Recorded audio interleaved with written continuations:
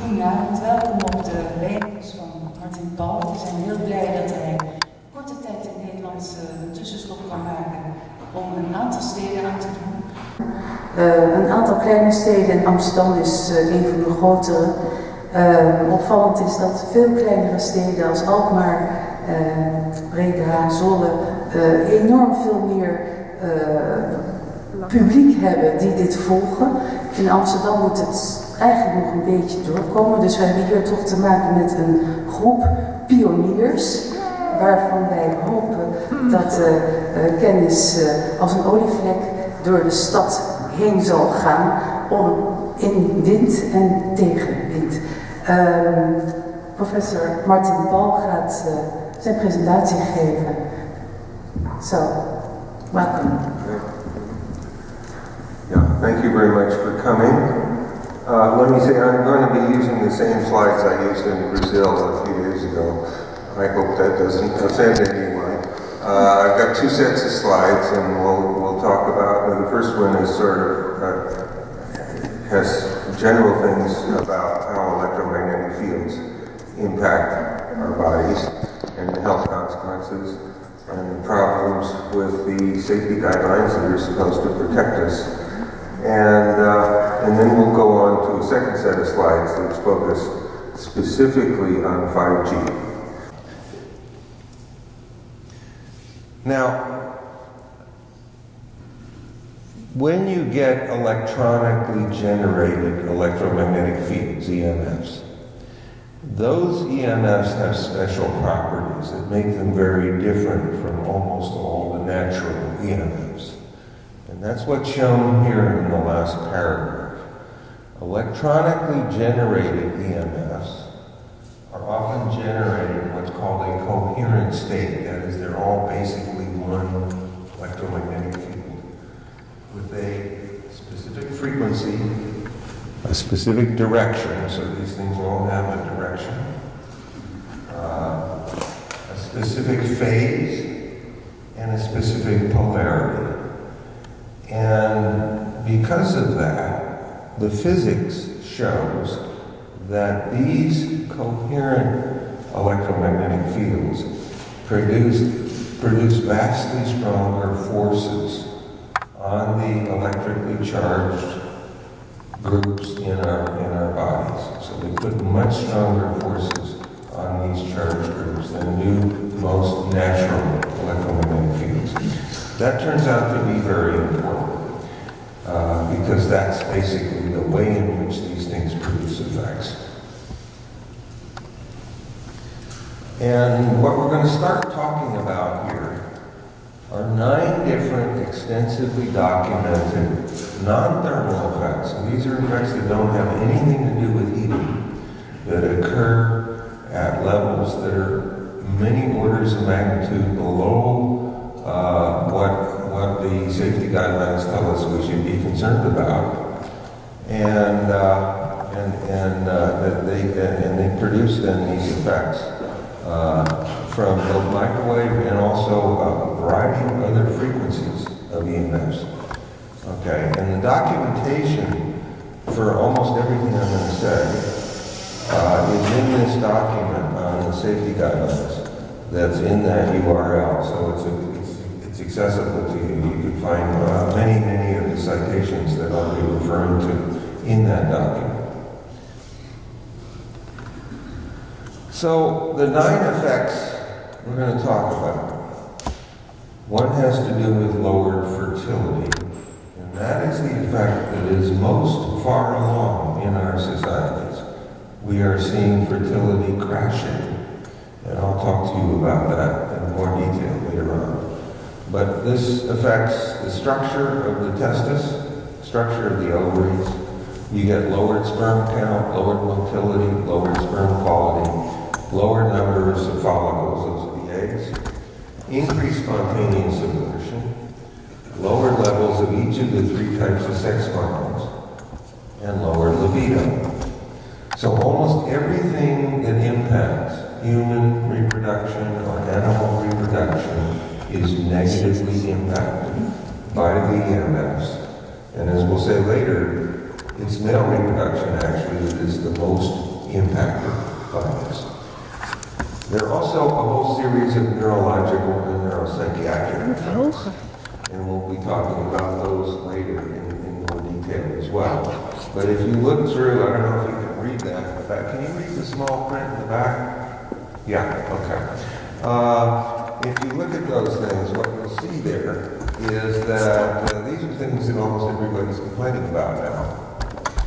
And we know that these are caused by EMF exposures at levels far, far below the levels that are allowed by the safety guidelines. So these are things that should be completely safe, and yet they produce all of these effects.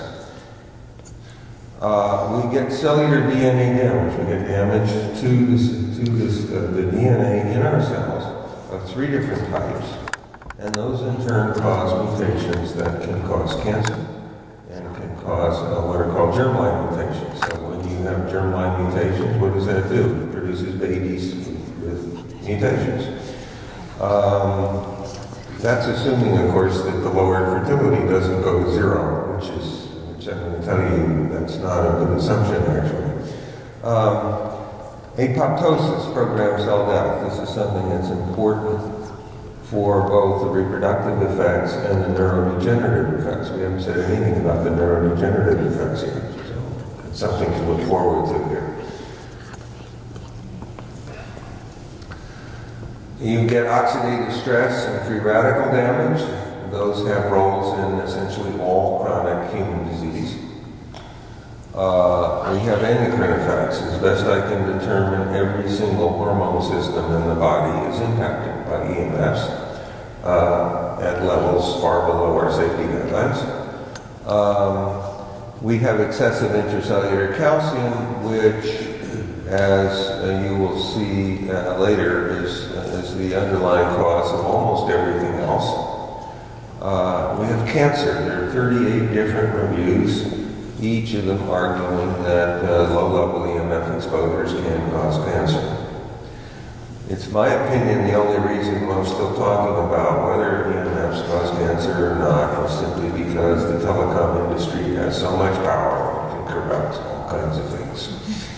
And the evidence, I think, is very clear, and has been for a long time, that low-level EMF exposures do cause cancer. We have cardiac effects on the electrical control of the heart. These are not the usual cardiac things that we worry about, but you get tachycardia, rapid heartbeat. You get bradycardia, slow heartbeat from chronic exposure. So long-term exposures create problems that are different from short-term exposures. In both cases, you get arrhythmias. Arrhythmias are often associated with sudden cardiac death. We know, in fact, that electromagnetic field exposures can cause sudden cardiac death in animals. And we have reason then to expect that it does it in humans as well. And we have an epidemic of sudden cardiac death occurring in young, apparently healthy athletes who die in the middle of an athletic competition. And as you may know, what's been done in response to that is to make defibrillators available so that there's some hope that you might actually be able to have the person not die and recover.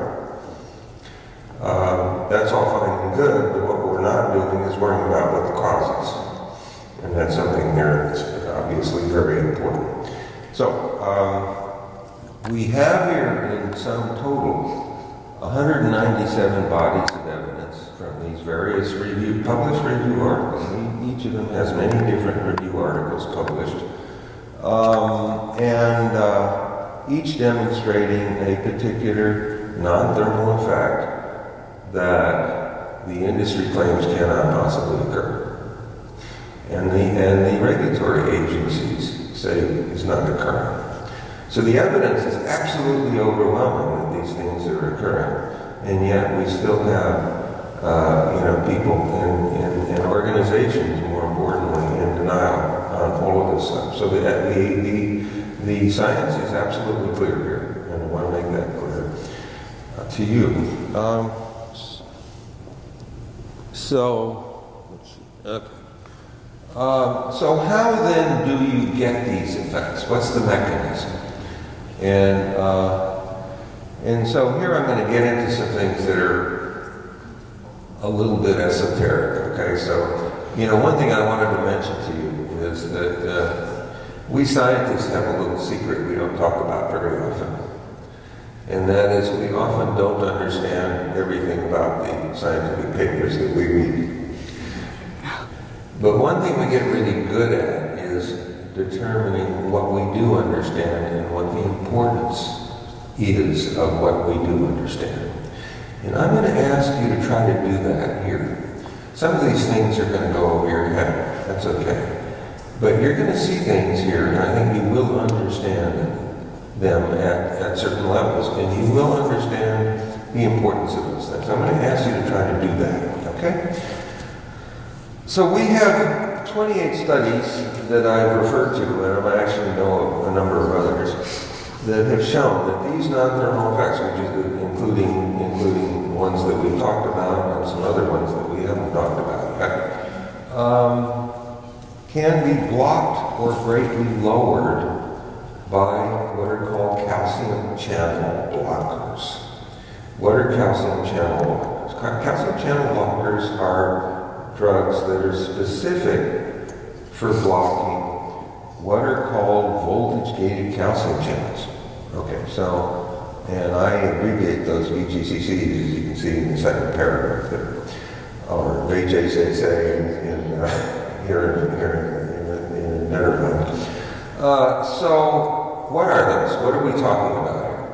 What we're talking about is that, first of all, as I think probably all of you know, every cell in the body is surrounded by a membrane called the plasma membrane, okay? And in that plasma membrane are a number of protein molecules that are called channels. And these channels we're talking about here, the voltage-gated calcium channels, are controlled by the electrical charge across the membrane. And when they open up, they allow very large amounts of calcium ions to flow into the cell. And most of the effects are produced by the excessive calcium in the cell. Now, under normal circumstances, the calcium levels in the cell are about 1/10,000th of the calcium levels outside the cell. So you've got a huge concentration gradient driving calcium into the cell. And so when you open these channels, you can get absolutely gigantic amounts of calcium flowing in. And as you might guess, we spend a lot of energy keeping calcium out under the circumstances. And so it's very important to keep calcium levels out, keep them low in the cell. And that's why we spend so much energy doing it. And so when this happens, it causes lots of problems. And I'll tell you how those problems are generated in a little bit. So this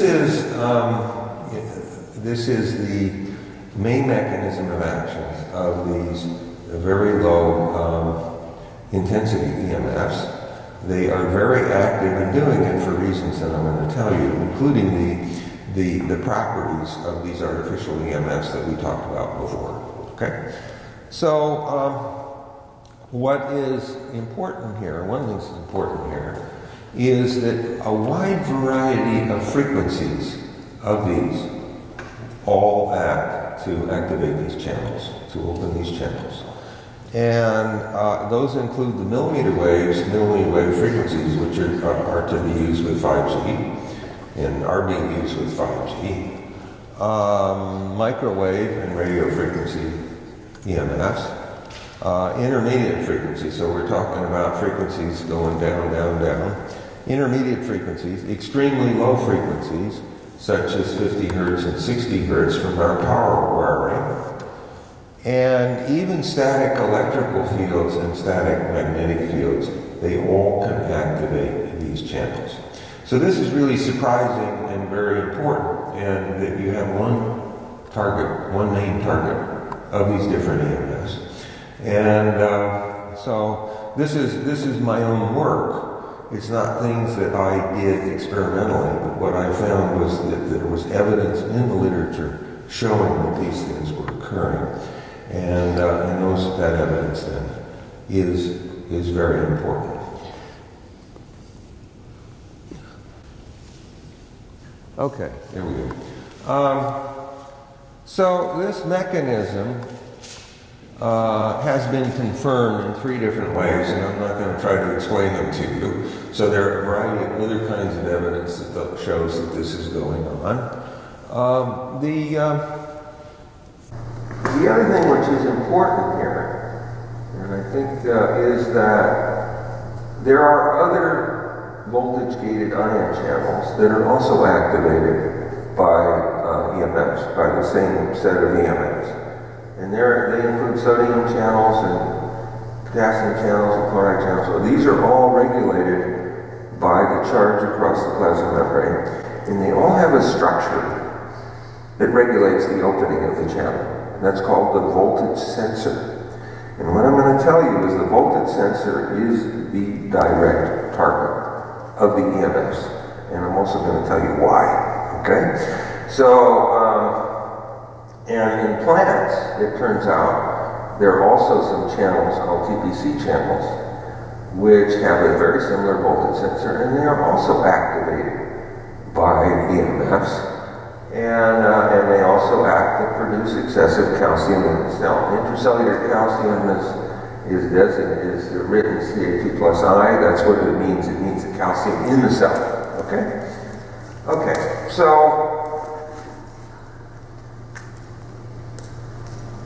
this is a two-dimensional model of these channels. And it's not actually very accurate, but it's sort of understandable, which is why I'm using it.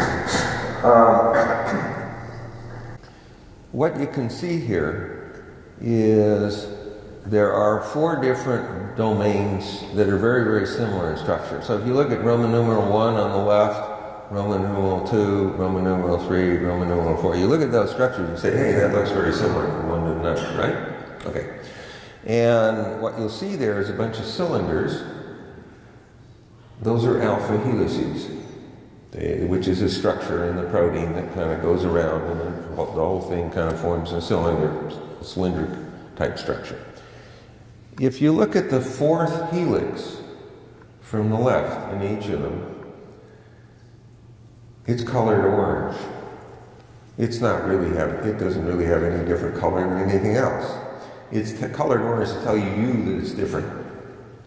And the way it's different is it has a whole bunch of positive charges on it. You can see those pluses on there? So each of them has 5 positive charges on it. Those 4 helices, the 4 orange helices, and they're called the S4 helix for reasons I won't bother to try to explain.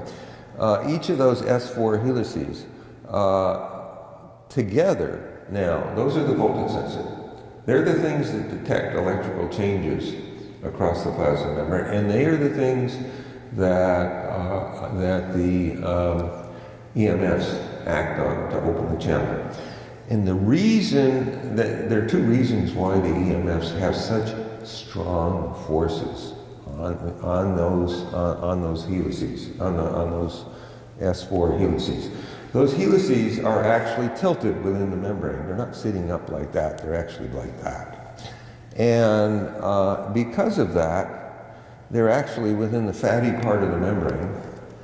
And there's a law of physics, Coulomb's law, that dates from 1784. It's been around for quite a while. And Coulomb's law shows that the forces on those charges is inversely proportional to what's called the dielectric constant. The dielectric constant of the fatty part of the membrane is about 1/120th of the dielectric constant in the water, in the aqueous parts of our cells and bodies. So what happens? The forces on those charges are 120 times stronger because of that. Okay? And then there's another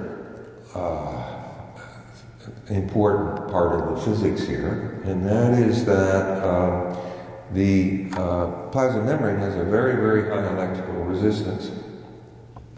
And therefore, another law of physics shows that the electrical forces are very, very highly concentrated right across that membrane, about 3,000-fold concentration. So they're amplified. 3,000 times because of that. Now, when you put those things together, what you find is you get extraordinary forces on the voltage sensor, and that is why this is the main target of these very weak EMFs. The forces on the voltage sensor.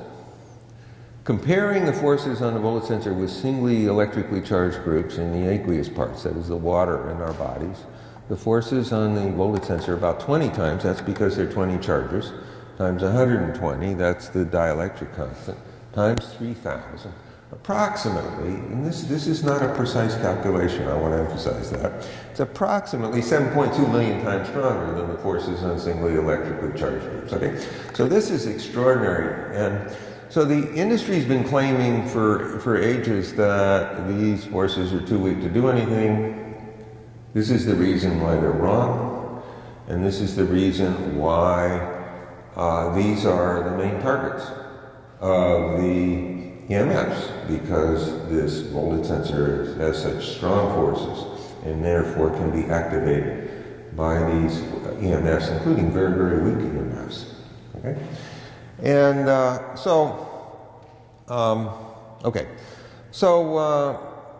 anyway, I've got some other slides in here I'm going to skip through because I think we'll just, you know, I don't want to lose you here. So,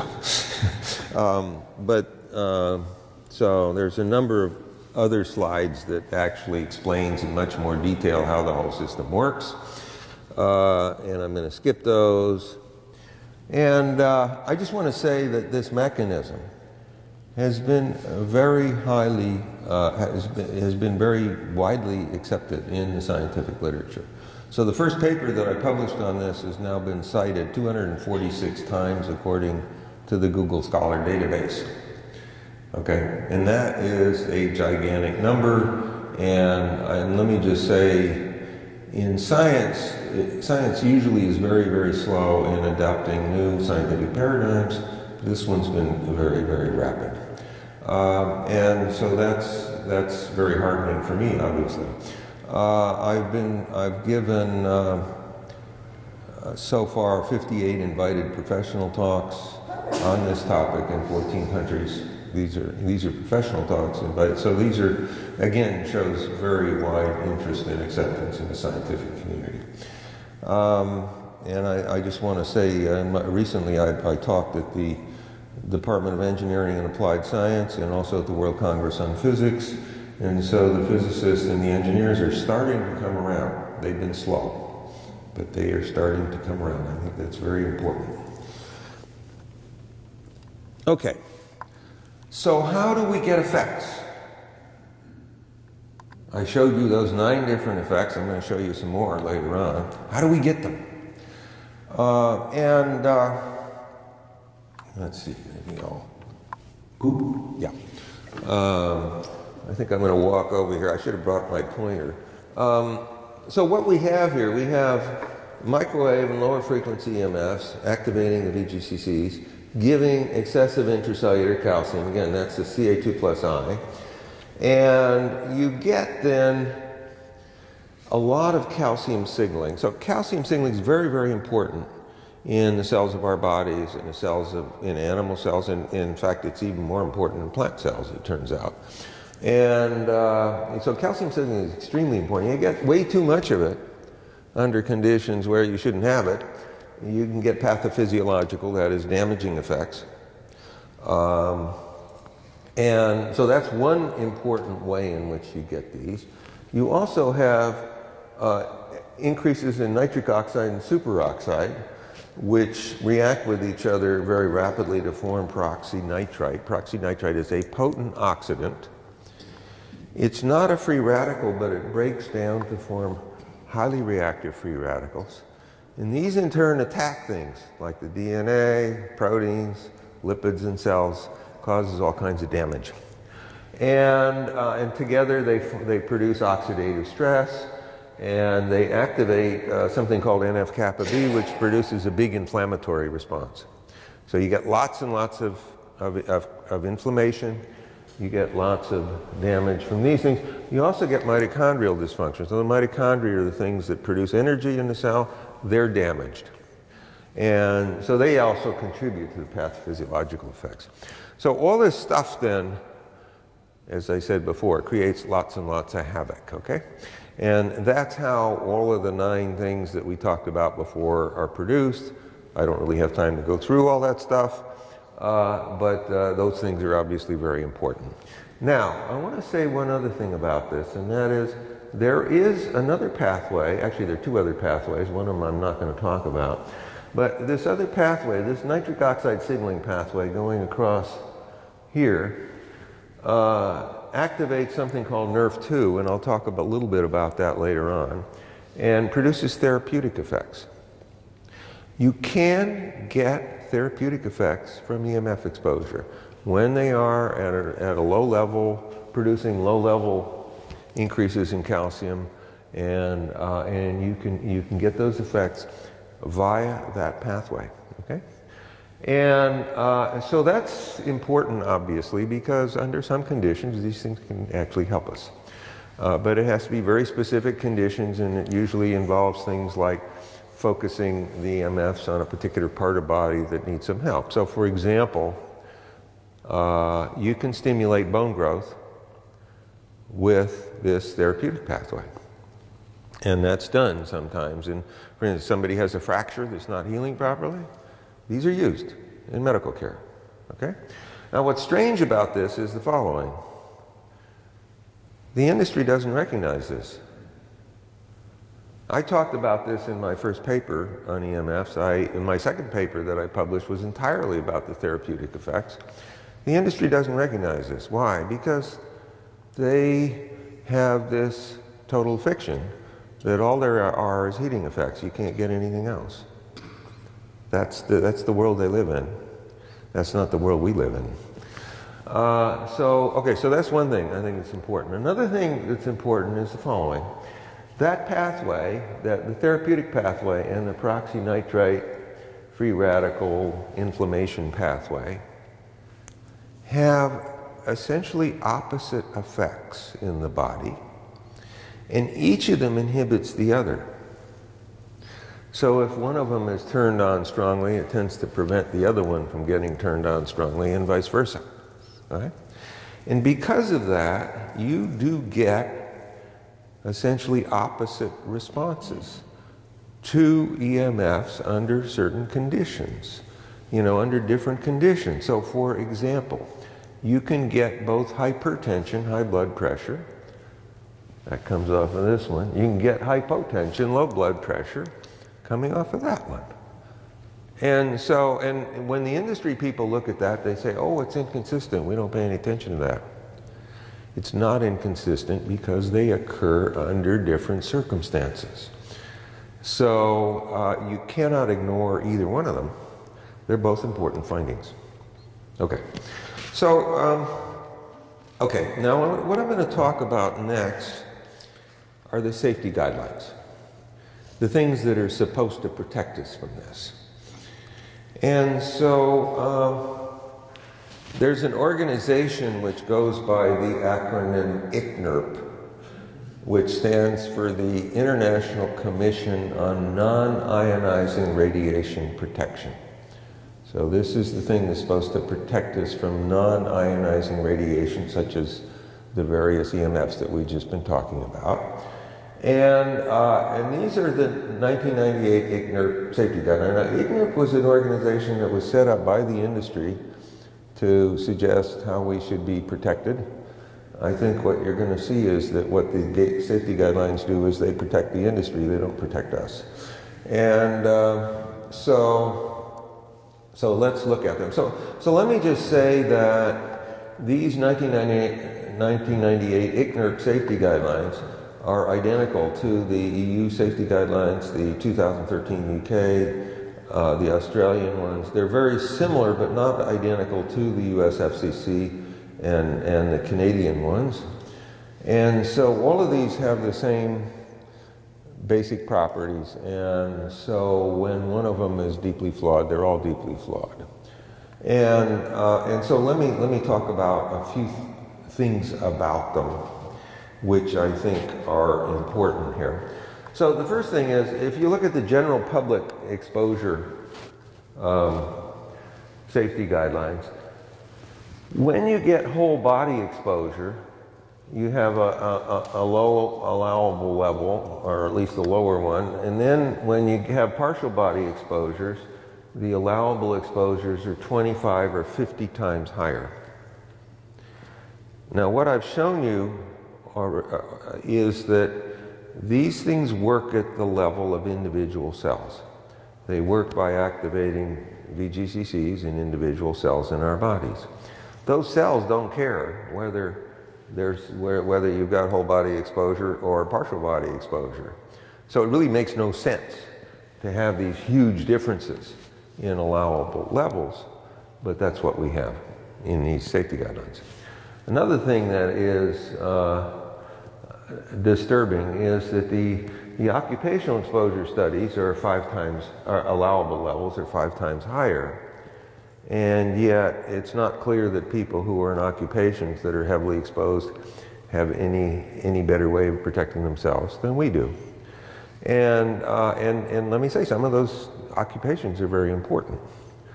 So we don't really want them to lose their brain function, I don't think.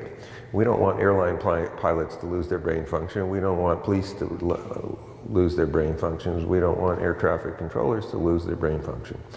There are lots of people who are important who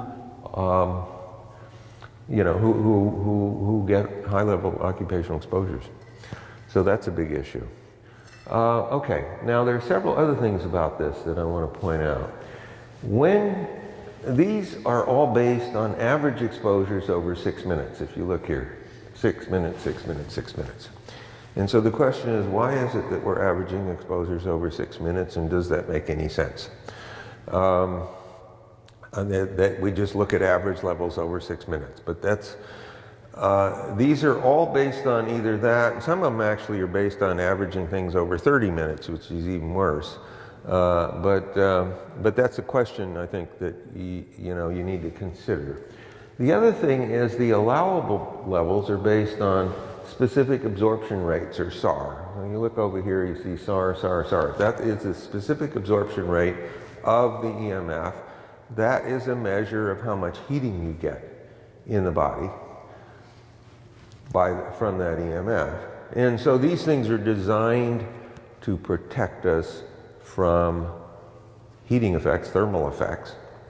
They're not designed to protect us from anything else. And yet, as you've seen, there are all kinds of things going on that are non-thermal effects.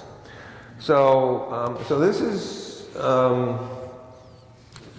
obviously very disturbing. Now, so what I'm going to do now is to look at specific situations where the predictions of these safety guidelines, so these safety guidelines are, basically predict that you don't get any biological effects at levels below these things, right? And I'm going to look at some things, and then I'm going to ask, are those predictions valid or not? And so we've already looked at 2 of those. One is we've looked at these 197 bodies of evidence, each showing that EMF exposures produce a particular non-thermal effect, so effect at levels that are far below these allowable levels of the safety guidelines. So that was clearly a gigantic type of evidence that showed that the safety guidelines don't predict biological effects. The incredible sensitivity of the voltage sensor, the VGCCs, is another type of evidence that shows that that's true. And I'm going to show you there are 6 other types. I won't talk about all of them, but I'll talk about most of them. So one of the things that's important here is that pulsed EMFs that pulse up and down in intensity, are in most cases much more biologically active than our non-pulsed continuous waves. So these are just things that have constant intensity, the non-pulsed ones, with the same average intensity. So what does that tell you? It tells you you cannot use average intensity to predict biological effects. But that's exactly what the safety guidelines do. Okay? So that tells you, hey, these things have a big problem. Now, this is a huge problem in terms of the actual exposures that we have. So we are exposed all the time to EMFs that pulse up and down, because every single wireless communication device communicates via pulsation. So when the pulsations I'm talking about basically modulate the intensity of the underlying frequency. So, you know, if you have cell phones, cordless phones, smart meters, cell phone towers, etc., they all communicate via pulsation. All these wireless communication devices work via pulsation. So basically, what this tells us is that first of all, the safety guidelines simply don't work for all the things that we're most exposed to. And by the way, radar pulses as well, which is another thing we're exposed to, and in general, wireless communication devices, you know, are much more dangerous. Now, the smarter the device, the more it pulses, therefore the more dangerous it will be. And of course, we've been on a treadmill towards having smarter and smarter and smarter devices. And this is really stunning that we've known for a long time that these pulse modulation is a very dangerous thing. And the first review that was published on this was published back in 1965. Okay, so this is not new information. I almost said that. So obviously, okay, so we already said average intensities, which is the basis of the safety guidelines, cannot be used to predict biological effects and therefore cannot be used to predict safety. Now, this is very highly relevant to 5G because 5G is designed to be extraordinarily highly pulsed. 5G is designed to carry from 20 times to 100 times more information than 4G, which itself is very highly pulsed, and which in turn is much more highly pulsed than 3G, etc. So when we go from 2G to 3G, 3G to 4G, 4G to 5G, we're seeing real, you know, I mean, there is a reason to be very, very concerned about increases in health impacts from these. And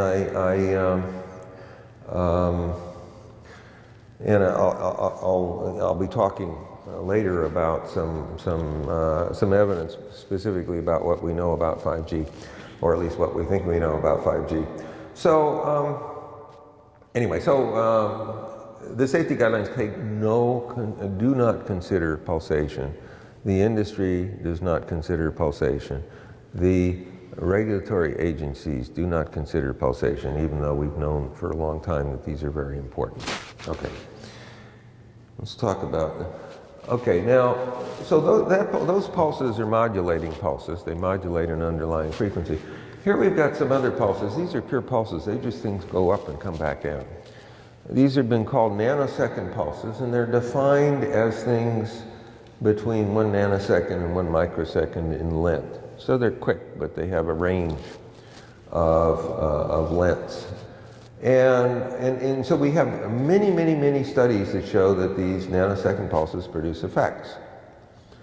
But if you take a fairly typical, say a 40 nanosecond pulse, and you average it over 6 minutes, which is what the safety guidelines tell you we should do, what happens? 6 minutes is about 10 billion times longer than 40 nanoseconds.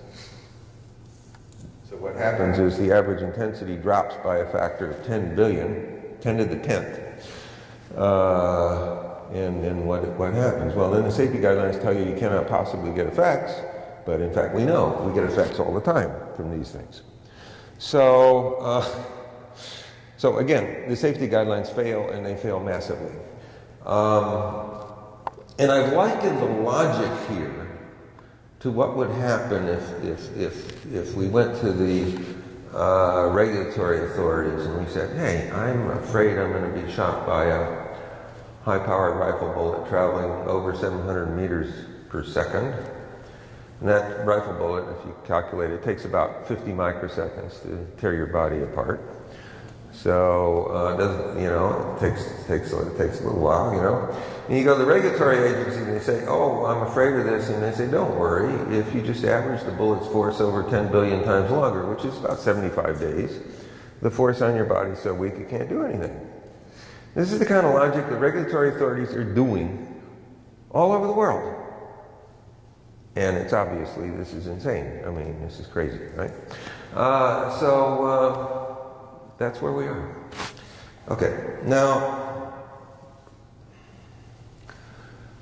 it turns out there's also another fatal flaw, and I'm not going to explain all of this to you, but it has to do with pairs of nanosecond pulses.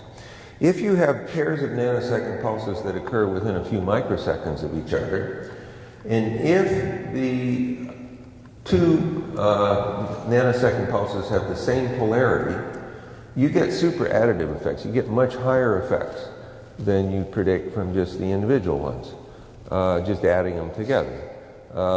Whereas if the second pulse has opposite polarity, you actually get a cancellation of part of the effects that the first pulse has. So the combination of the two actually have lower effects than the first one alone. So neither of those are predicted by the safety guidelines, right? I mean, so, you know, so this is another flaw, and if you look at it carefully, and I'm not going to try to explain this to you, this basically shows that the physics of the safety guidelines is completely flawed because they're averaging these things as scalars. Scalars are things that have intensity but no direction. But these things, in fact, they all have direction, they all have a phase, they all have polarity. Those things are all important. And when they average them as scalars, they're just not doing the physics right, and therefore they're not doing the mathematics right.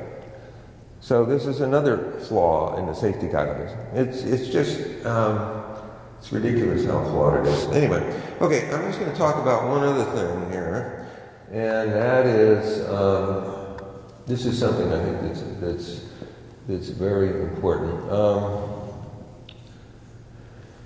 There are what have been called exposure windows. And so what's an exposure window? Exposure window is a thing where there's a range of intensities which produce maximum biological effects. But when you go lower or higher, they drop way down. Okay? So what this tells you is that we have very complex dose-response curves here that basically means biological effects are essentially unpredictable. We can't predict them, and we certainly can't predict them by the safety guidelines. And so, you know, so as I say, you know, there's a range of intensity that gives you maximum effects, and then you go lower or higher, they drop way down. Some of these windows are down at 100,000 times below the safety guideline levels, allowable levels. So 100,000 times lower than what the safety guidelines claim you don't have to worry about. You're getting very large effects. So, you know, there are all kinds of peculiar things here, right? All of these things show, and I'm not going to talk about the last two, although they are important as well. Every time we look at real biological data to test the safety guidelines fail and fail massively. Now, in science, right at the core of the scientific method is the following. You have a theory, the theory makes predictions, you test the predictions. If the predictions fail, you know, if the predictions don't work, what do? You throw the theory out. That is that is right at the core of the scientific method. That is what scientists do. That's how science differs from other things, okay? This is the basic principle of it. And so what we have here is we've got these safety guidelines. They fail and fail massively based on 8 different types of findings, highly repeated findings. And so what do? Well, you know what they do. They ignore all of the evidence that shows that this is complete and utter nonsense. And because of that, what do we have? We have a multi-trillion euro set of companies, the telecommunications industry, all of whose claims of safety are based on failed safety guidelines and are therefore fraudulent. That's the world we live in. And they tell us that we don't know any science. And that's what the regulatory agencies tell us. We don't know any science. Yeah. Okay, so let's talk about some other things. There are 4 reasons why children are more sensitive to EMFs than adults. Children have much higher surface to volume ratios. Their skulls are much thinner, so their brains are more exposed. And so those are all important things for the impacts of the EMFs in children. Children have very high densities of stem cells, and something I didn't mention to you, but was in one of those other 8 things, is that different cell types respond differently to the EMFs. Some of them are much, much more sensitive than others, and stem cells are very, very sensitive to the EMFs, and children have very high densities of stem cells. That makes them much more susceptible to these effects, and so that's very important. I'm going to show you later that the developing brain is especially sensitive to the EMFs, in addition, young tissues have much greater extracellular water content than do older tissues, and this leads to the deeper penetration of the effects. So this 4th one has been discussed a lot by Dr. Deborah Davis, the 2nd one by Dr. Igor Belyaev, and I just want to give credit where credit is due here. Now what these say basically is that when children are much more sensitive, that exposures in schools are obviously a big issue. And we've had Wi-Fi in schools in many countries around the world. We have schools with cell phone antennae on them. These things should not occur. And I have to say, if you look in much of the world where Wi-Fi has been put into schools, we have tremendous behavioral problems and also learning problems in these children in schools with Wi-Fi. So this is insane, and I have to say, I gave a talk in late September to the Ottawa School Board in Canada, and as far as I can tell, the Ottawa School Board doesn't give a damn about the children. It's absolutely amazing. I mean, so this is going on all over the world, and the teachers know that there are all these huge problems. And therefore, anybody who's connected with the schools knows that there are all these problems. And yet and the obvious thing to do is take Wi-Fi out of the schools. Now let me just say something about Wi-Fi. We do not need Wi-Fi for anything. You can do everything wired. It's a little bit less convenient, but it works much better. It's much faster, it's more secure. You can't hack it the way you can hack Wi-Fi, communication, and it has essentially no health impacts. You use a wired system, and you can even use your cell phones and tablets on a wired system. So it's really bizarre that we have gone around and irradiate almost every person on Earth with this stuff for no good reason, and it's causing really massive effects. So, okay.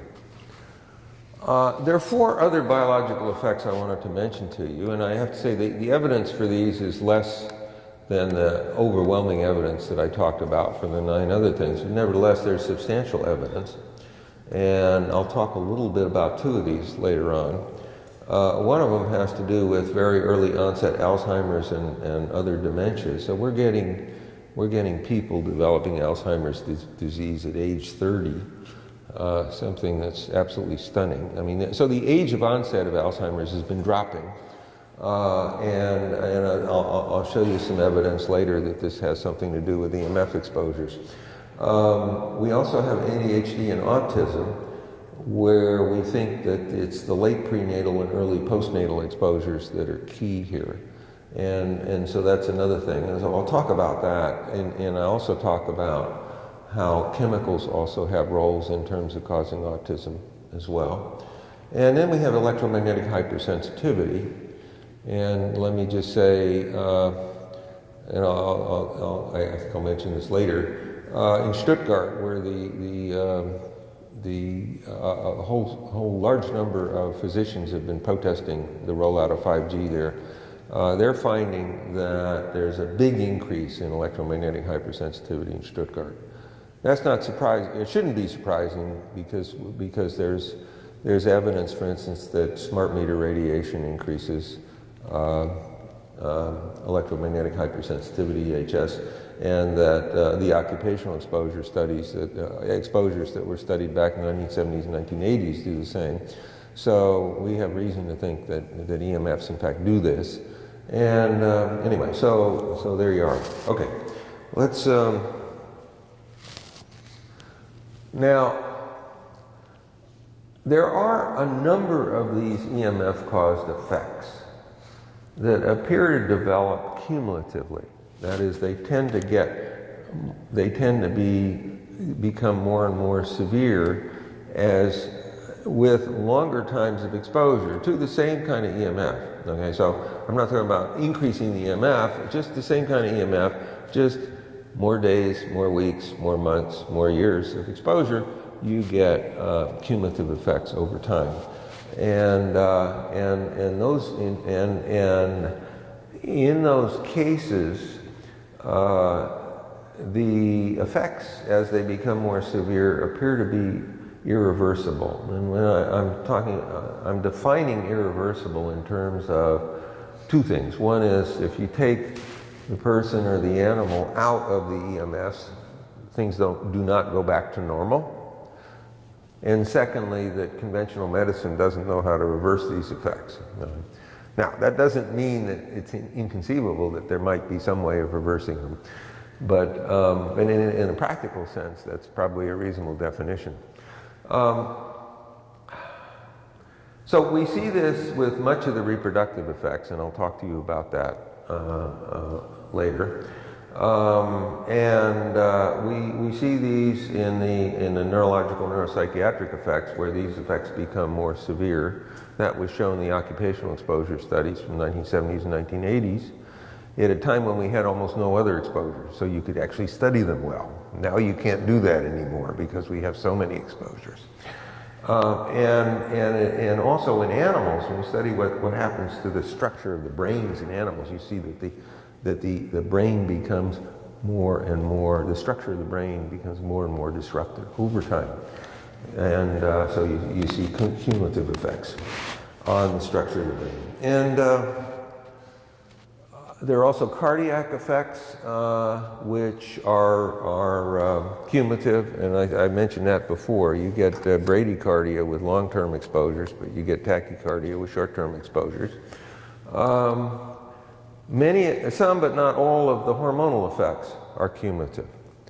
Okay, and it depends on the hormone system, and depends, so they're not all cumulative, but a number of them are. And the neurodegenerative effects, of course, are obviously cumulative. That's what happens when you have neurodegeneration. It gets worse and worse. And cataracts are another example, where you have things produced by EMFs, and they have cumulative effects. So there may be others. What I think is happening in each of these cases is basically what we're getting is a disruption in the structure of the tissues in the body, which becomes more and more severe with time, and that's the sort of underlying mechanism behind these cumulative effects. So, okay. Perhaps we should have a short break now? Yeah, 10 minutes? well, this is the last slide in this section. Yeah. Okay. So this, you can't see the top on this, but this is supposed to be a summary. Okay, so let me just say, I have another set of slides we'll go into later that will go into 5G, but let's summarize where we are here in terms of this. Oh, wait a minute, I'm sorry. I'm not, oh no, there's 2 slides. Okay, 2 slides. My apologies. Okay, so let me just say, I put this in, I talked in Brazil and I thought, well, I should put something in about how we can help protect ourselves, in part because of the kind of meeting I was in.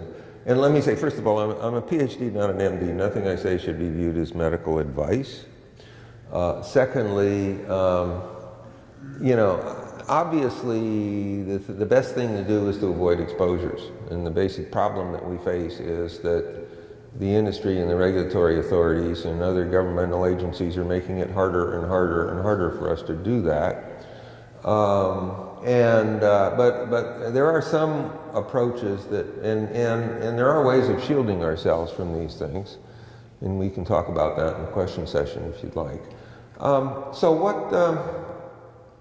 But there are also some ways that may help to protect our bodies in terms of the underlying biology that we have.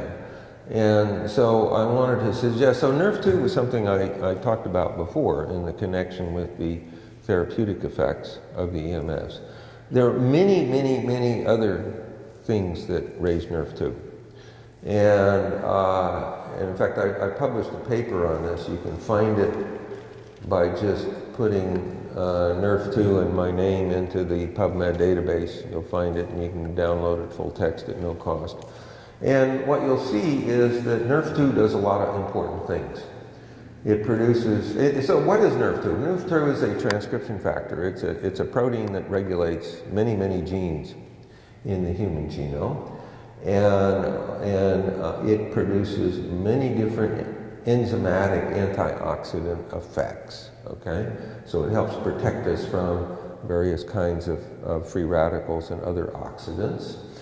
It produces anti-inflammatory effects. How does it do that? It lowers NF-kappa B. You remember NF-kappa B? That's an important part of the EMF pathophysiological mechanism.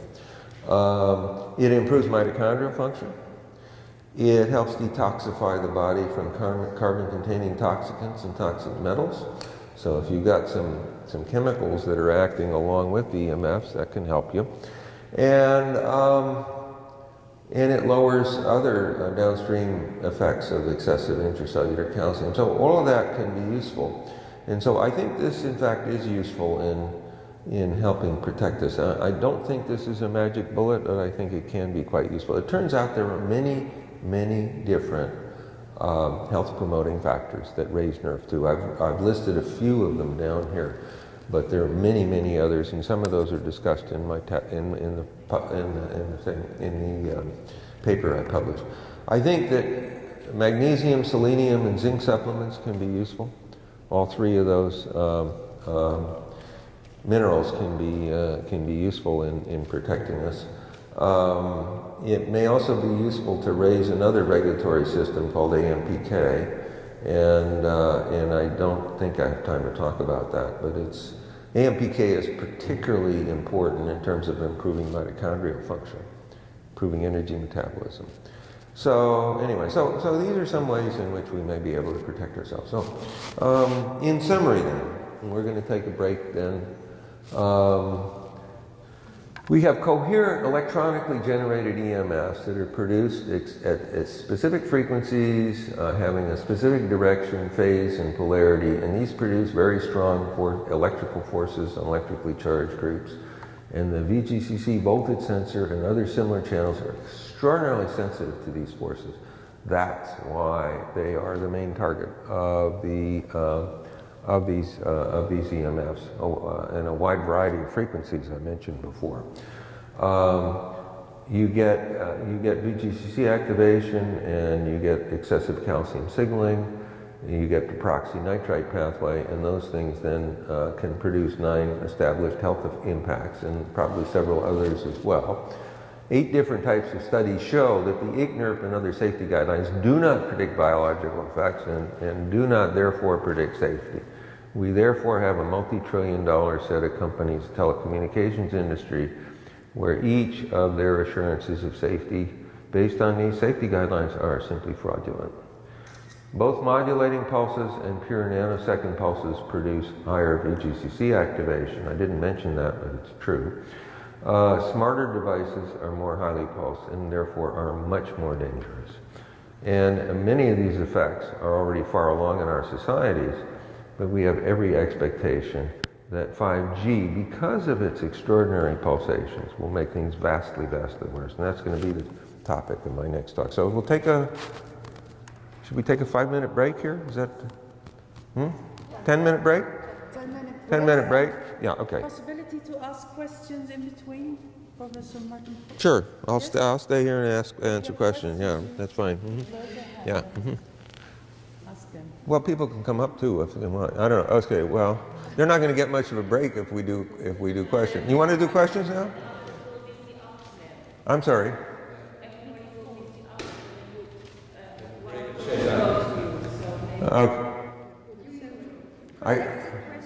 Huh? You collect the questions. I'm going to collect the questions. You want me to collect written questions? Okay, can you collect questions and we'll deal with them after the break? How's that? Well, perhaps it's a good idea. Yeah, okay. Okay, let's do that. Okay. Okay. Okay. I've collected some questions from the audience. One of the questions was, what do you think about clothes with silver thread to protect us against radiation? Well, I'm wearing some right now. I guess I won't say anything more about it than that. No? Oh, well, so obviously I believe they work. You know, generally it's thought that you should keep these metal fibers away from your body, but I do occasionally, especially when I travel, I wear this thing, and this thing you can't use, designed to put over your head. And it really, you know, when you're in a hotel room with high amounts of Wi-Fi, which many of them have, it really helps you sleep. It has a big effect. What kind of bite? I don't know where to buy it in Europe is the only problem, but there are probably people here who can tell you. Can anybody say anything where you buy these things? What's the brand? Yeah, there's a website that I buy that's my question. So I buy the clothing with silver thread, and I think it's called, I'll look it up. Yes, put it on the website. STRALING bewust Amsterdam. Okay. Can I ask another question? Why is it so difficult to convince doctors and to reach them and to talk about this subject? That's a good question. It's difficult to convince doctors on almost anything. And that's tragic. I think many physicians, you know, they learn things in medical school, and they're highly pressured to give what's called a standard of care. And it doesn't make any difference whether the standard of care works or not, or whether there's something better. If they don't give the standard of care, they can lose their license to practice medicine. And so they're under very great pressure to kind of follow party lines, and that I think is truly tragic. But then, you know, in a lot of different areas, and that's, so anyway, that's my opinion. But I do think that the recent protests of physicians in, where was it? Stuttgart. In Stuttgart, is very, very important. The physicians in Stuttgart are protesting 5G. This is a very important thing, and I think this is something that you need to tell your physicians about. What do you think about the responsibility of our authorities? How can we hold them responsible? Some people are trying to do that. Yeah. With juridical procedures. Yeah. What do you think about that? I think that we need to use multiple approaches. Mm-hmm. We need to both approach these people in groups, for one thing, because they don't pay much attention at all to individuals. I think we need to say that they need to start following the science. That the science shows that the safety guidelines are completely bogus, and they need to start following the science. And if they don't, they are being both unscientific and anti-scientific. And I think that is, and I think we need to put that right in their noses, because that seems to be the only thing. The fraudulence of the safety guidelines is really right at the center of this thing. And it is the strongest thing with regard to the science, with regard to doing real science. And so they keep putting out all kinds of crap and industry propaganda that is completely and utterly false.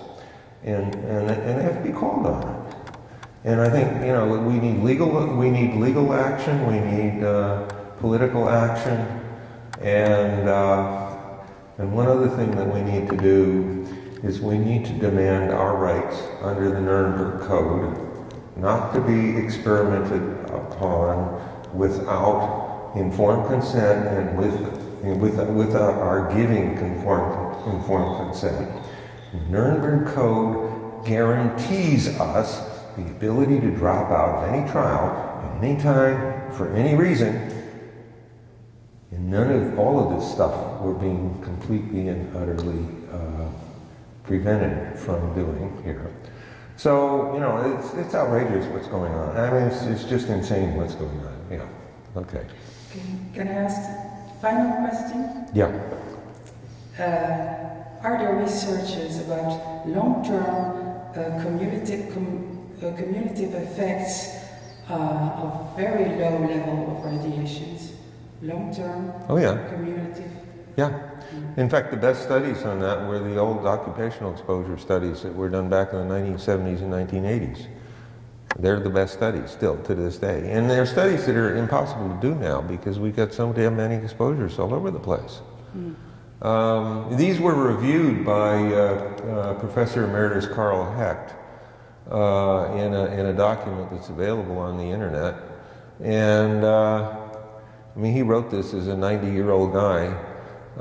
He's still quite cogent. I mean, I just saw him at a meeting about a month and a half ago.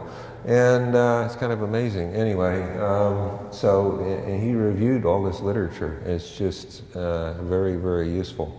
Yeah. Okay. Thank you. I have one question here, which says, if I look at my phone, I see 8 to 10 strong Wi-Fi connections in my house, and from myself and from my neighbors. What effect what will the effect be if I stop my Wi-Fi and go back to a wired computer? Well, you can't, you should of course stop your Wi-Fi and go to a wired computer, but then the question really is, well, how do I protect myself from my neighbors? And the answer is you can shield it. You can put up shielding. One kind of shielding I think that's quite useful is graphite paint, which is a black paint that you can paint on your walls, and then you cover it up with some other colored paint, and that helps a lot, so you're not looking at black walls. You can put them on your ceilings too.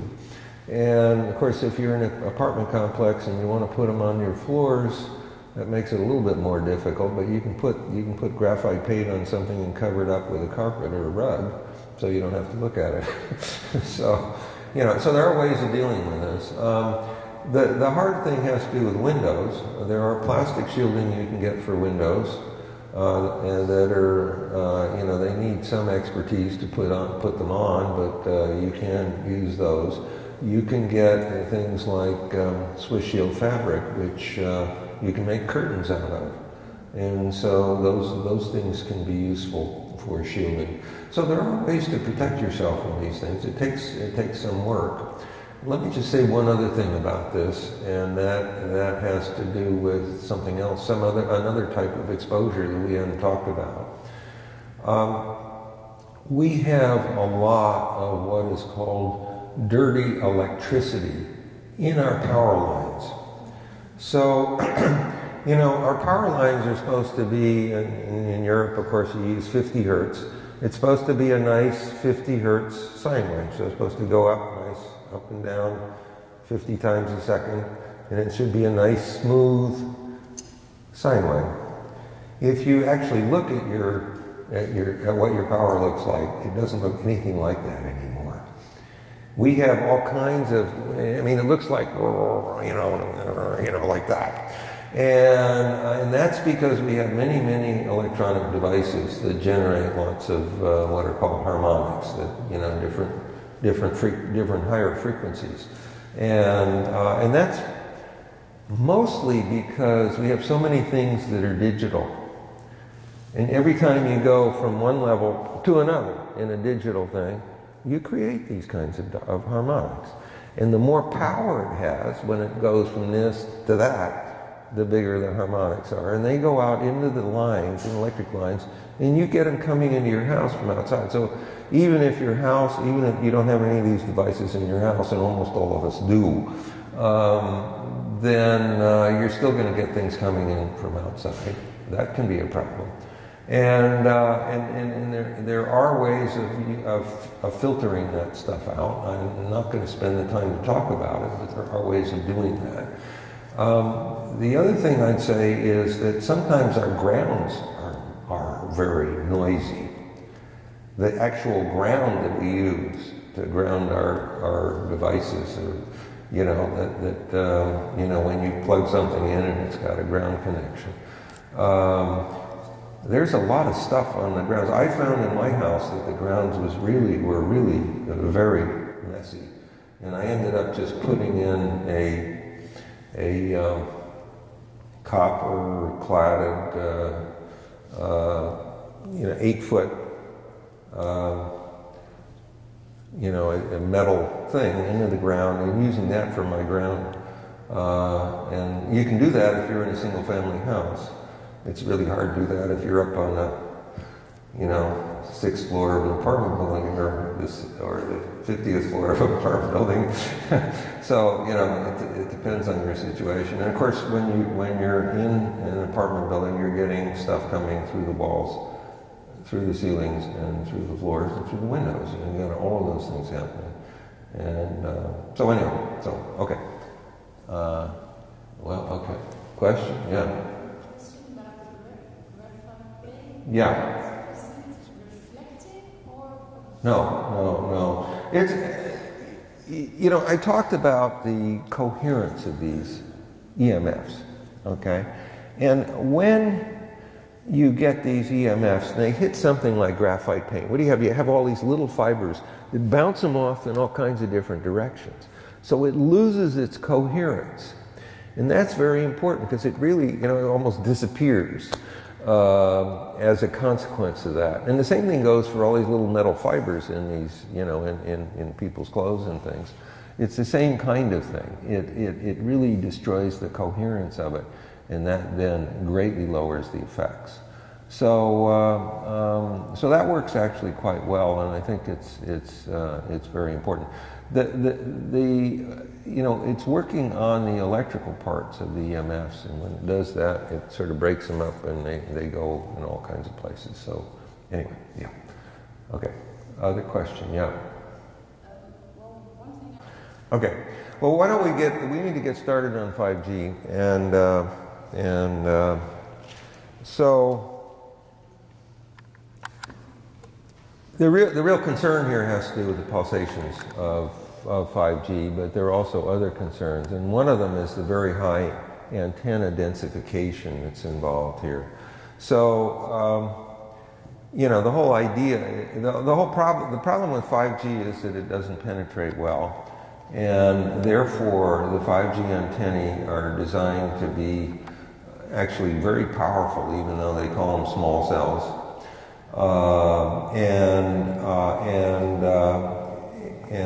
It's using something called phased arrays to increase the penetration.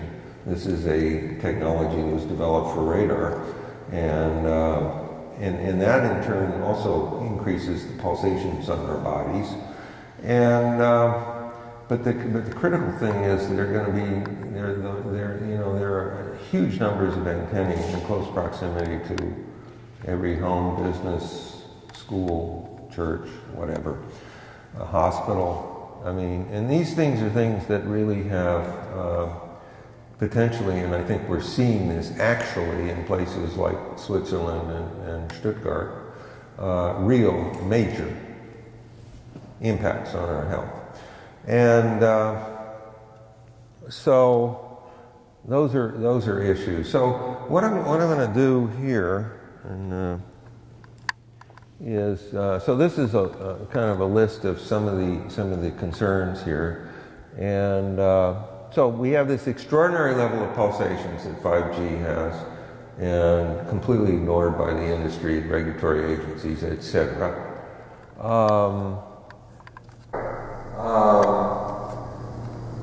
5G is designed to carry from 20 to 100 times more information than 4G, which itself is extraordinarily highly pulsed. And then we have this huge number of antennae, making it almost impossible to avoid. And of course, it's a special problem when you're walking around outside. You know, I mean, you know, you really want to turn your situation in where you have to walk around with gigantic amounts of shielding on your body in order to survive. That's the situation we're talking about. This article here estimated that human exposures would also be very high. The intensities would be very high. And let me say, the industry denies this all the time, but in fact, the regulatory agencies are in the process of making the safety guidelines even stunningly looser than the ones we already have that don't work at all.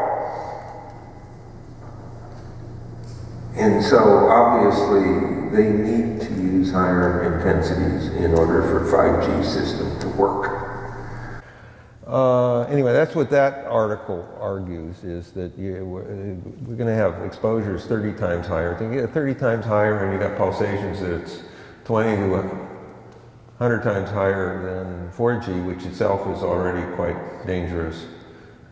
You know, you're talking about, I mean, I don't even know how I can describe it. Phased arrays, as I said, will be used to increase penetration into buildings. All of these raise huge issues in terms of biological effects. Okay. So the reason that they're putting in so many different antennae is because the millimeter wave frequencies for 5G don't, the electrical parts of those EMFs don't penetrate well.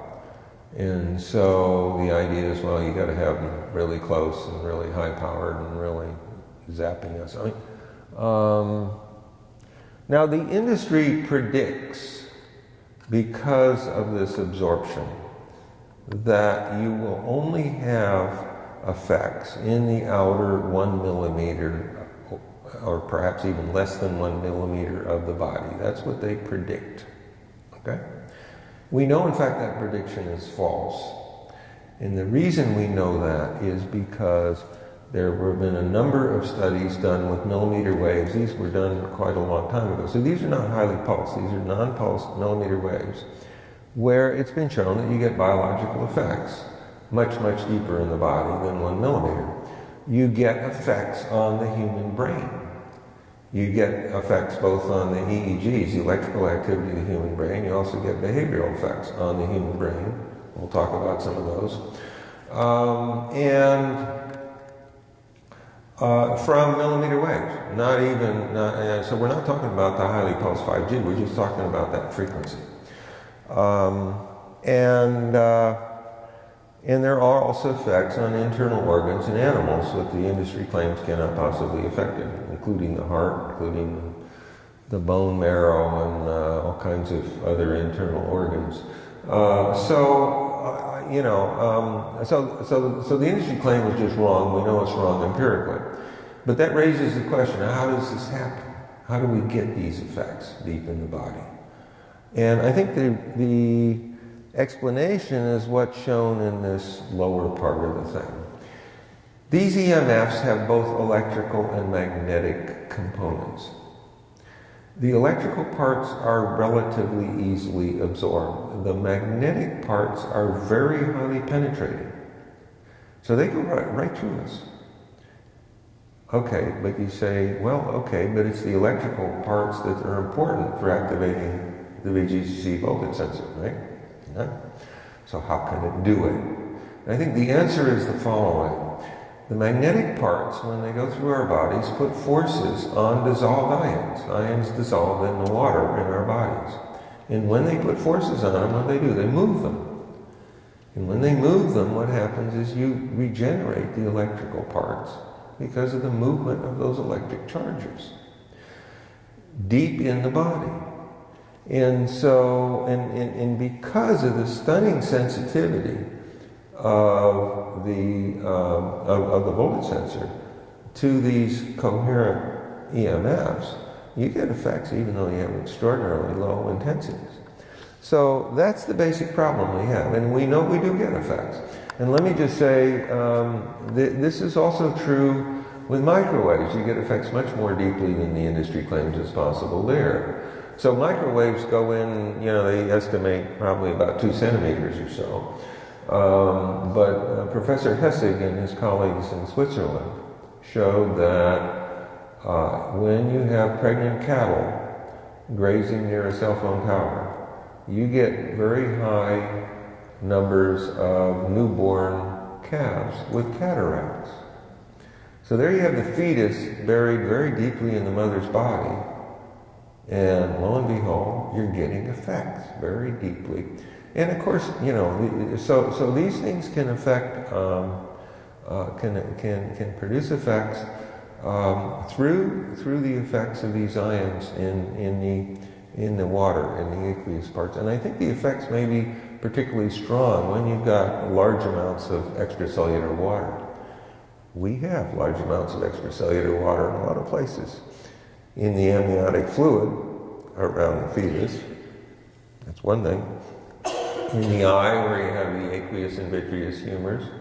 In the gut, in the blood, in the kidneys. And this raises a lot of questions about various kinds of effects that we may well have from this, that may be very strong. Yeah, you have a question? The people behind this who create this, yeah. Do they think they can stay out of all the effects? Yeah, well, that's the question.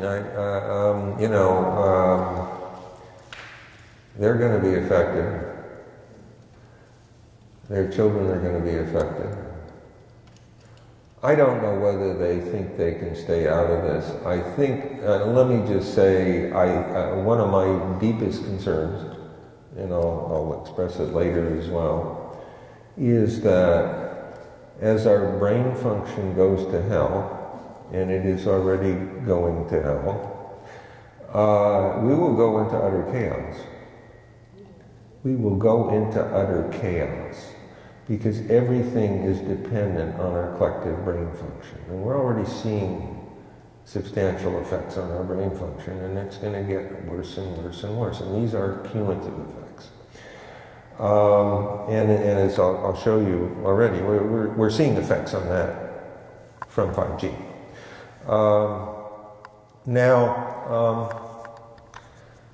So I don't, and so, I've talked to people and we've talked about, well, you can go out here and 5G is not going to be there and we'll be away from stuff. But, if we have armed gangs going around, in all over the place,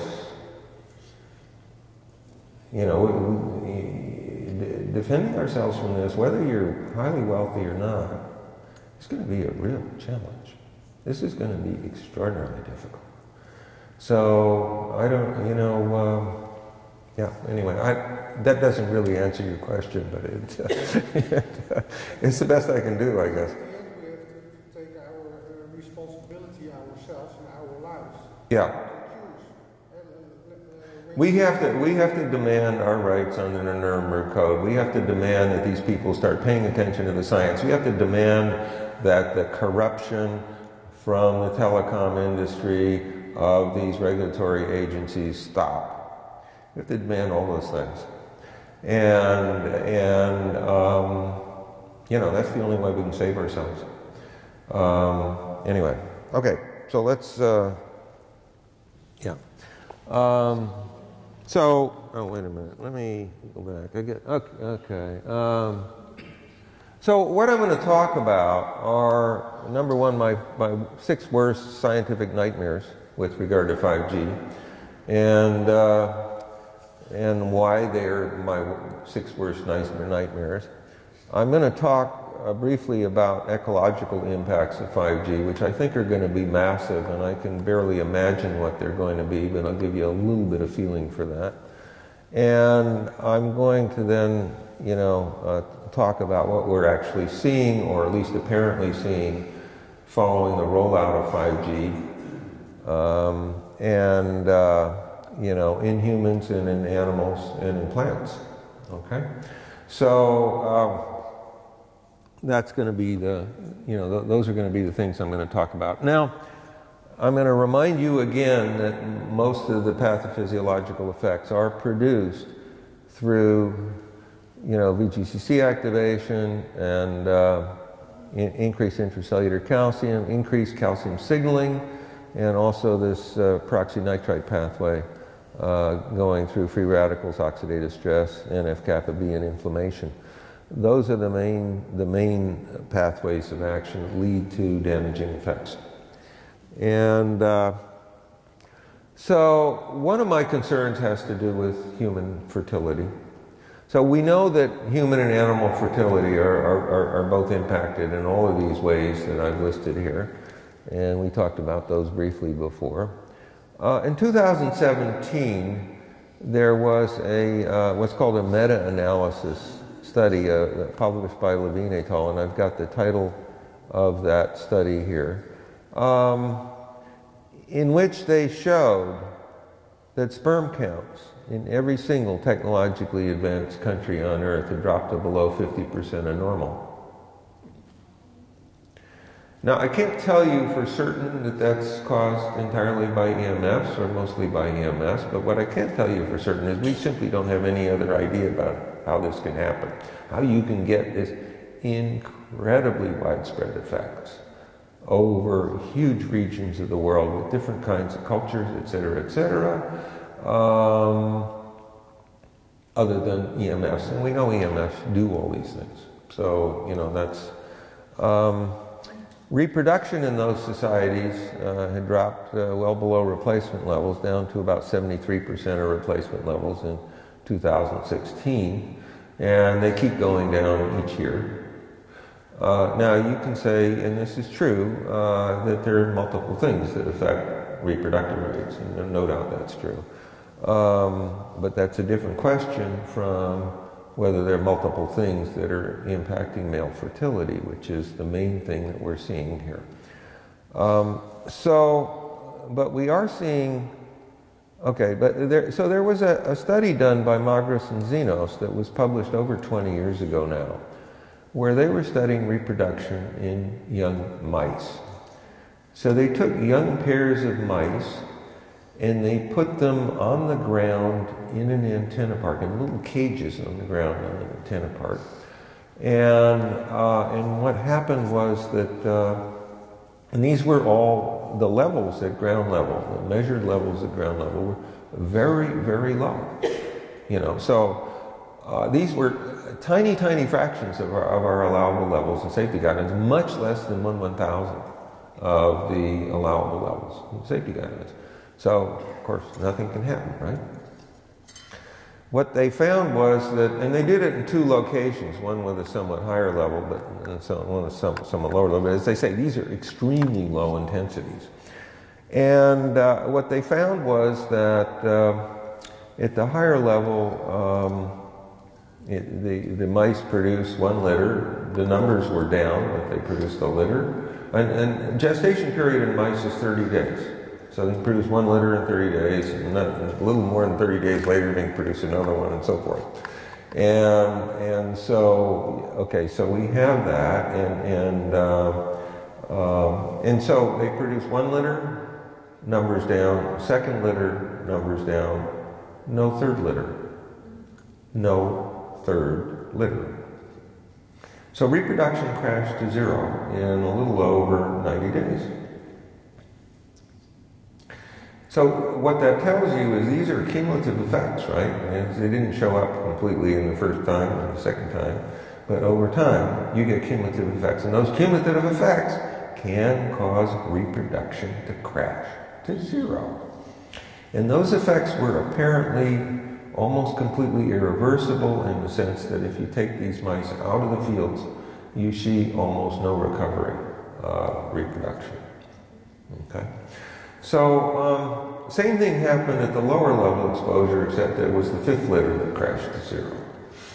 So, so here we have tiny, tiny, tiny exposures based on our safety guidelines, and you're really getting massive cumulative effects. And so the question, that I asked, well, are we seeing any signs of this in human populations? And now I think we are, in fact, seeing signs of this. So there, these 3 East Asian countries, small, high density, high technology East Asian countries, Singapore, Macau, which is not really a separate country but has separate statistics, and also South Korea. They have among the lowest reproductive rates in the entire world. They are getting down close to 40% of replacement levels, so they're way down. And so those may well be dropping off a reproductive cliff. But we're also seeing evidence in Europe, not so much in terms of total reproduction, but in terms of what's happening to male fertility.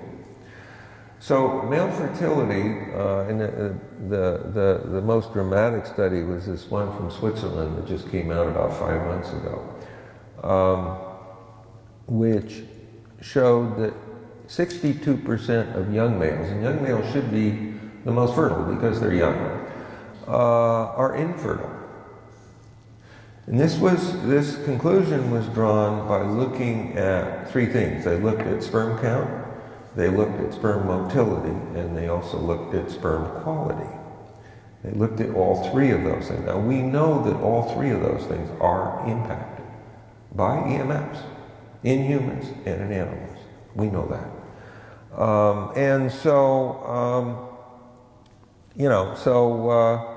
And it's the combination of the 3 then that led them to this number by sort of standard criteria for how you decide what leads to infertility. And this is really quite stunning. I think we are seeing right now that countries in different parts of the technological world are falling off a reproductive cliff, and we will go to 0, just like the mice did. And I expect we'll go to 0 in something like 2 years, based on how fast this is going. Now, going to 0, I think, the definition I'd say about going to 0 is going down to below 10% of replacement levels. People are more heterogeneous in their exposures than these mice were, right? You put mice in one particular location, you have uniform exposure. We're more variable, so you're not going to see everybody dropping off the reproductive cliff in coordinately. But my expectations is within a couple of years we're going to be down below 10% of replacement levels, in which case we're essentially extinct. So the question that needs to be asked of the regulatory authorities, including the city of Amsterdam, do you want to preside over the destruction of European civilization, the extinction of European? And this is what we're talking about. It's very simple. If we stop reproducing, we become extinct. Simple as that.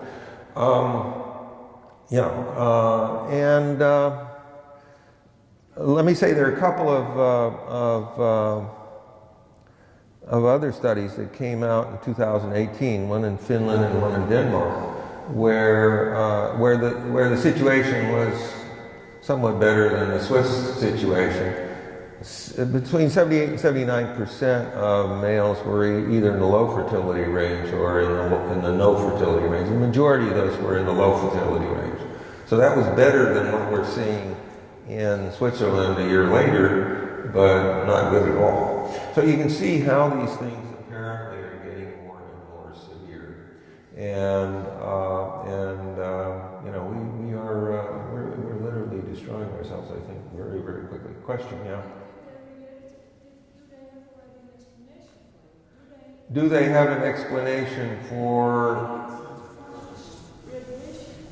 Well, what I said was that, and this applies there as well as in the other situation.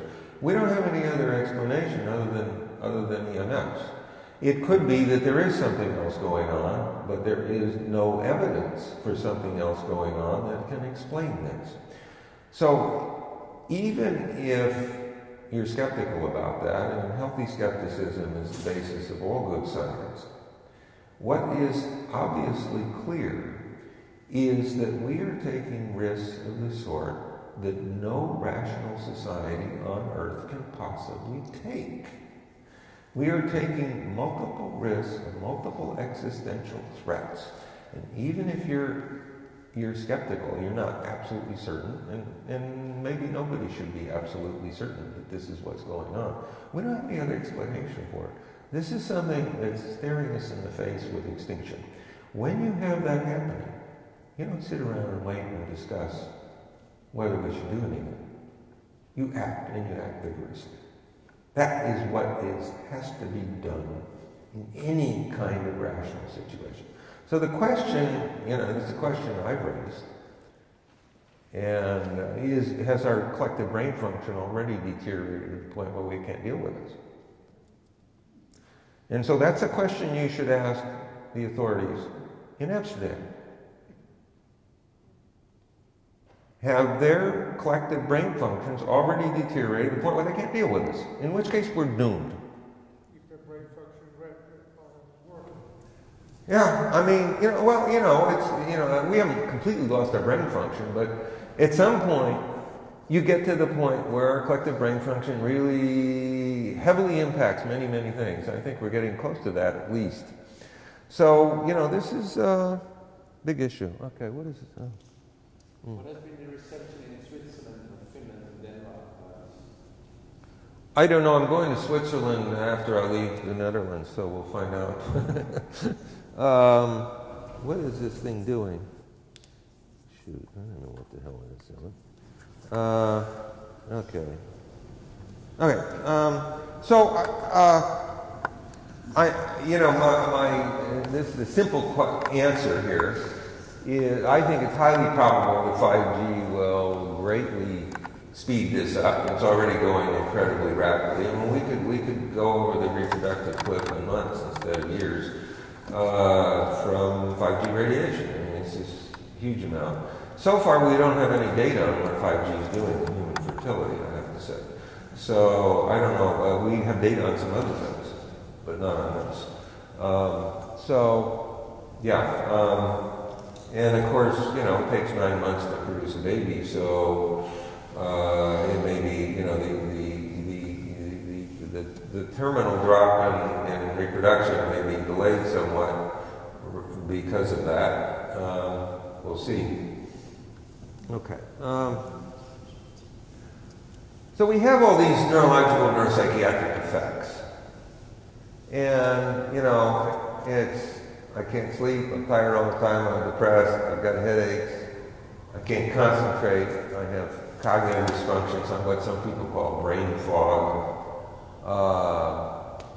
anxiety, stress, agitation, memory dysfunction, sensory dysfunction. This affects the eyes, the ears, all of the senses are impacted by it. You get tinnitus. So you got lots of things going on in different parts of the body, depending on, you different impacts. And as I said before, when you look at animals, you see major changes in the brain structure. Those structural changes in animals actually look very similar to what's seen in Alzheimer's brains, and I'll talk about that in a minute, in a little bit, that are produced by the animals. And these were studied back in the 1950s and 1960s, so these are old data. We've known this for a long time. And I've made an estimate on how fast our collective brain function might collapse. And the estimate, and this is a very, very rough estimate, I have to say. And this was based on, first of all, human occupational exposure studies that were done back in the 1970s and 1980s, and how fast they progressed. And it's also based on what we're seeing in animals with the animal brains, and typically things go about 15 to 30 times faster in these rodents than they do in us. So you can at least make a rough estimate about how fast it may be going in us based on how fast it's going in the rodents. And so I estimated about a year and a half ago or a year ago that it would take about 5 to 7 years for our collective brain function to crash. Very rough estimate, might be off in either direction. That would suggest maybe the estimate now would be something like 4 to 6 years. Some people have told me, oh, I think it's already happened. I hope they're wrong. Yeah. I think when our collective brain function crashes, we will go into utter chaos. Utter chaos. Absolute utter chaos. It will make the worst apocalypse movie look probably relatively mild. That's my prediction. As I say, this prediction about timing is hard to know. But that would be my guess. It may be worse in the U.S. where we've got lots of weapons around, or maybe not. It's hard to know for sure. My expectation, the integrity of the whole social fabric will begin to disintegrate. And it may disintegrate faster. May disintegrate faster when we know we're extinct. When we know we're extinct, even if our brain function is still functioning at some level, that's gonna help with the disintegration. That's pretty obvious, I think. So.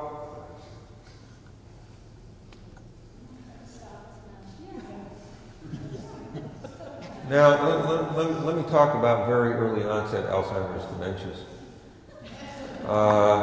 Talk about pleasant topics. Okay, so the age of onset of Alzheimer's has been dropping. We know that. And the changes you see in the animal brains, from EMF exposures look really quite similar to what you see in Alzheimer's patients' brains.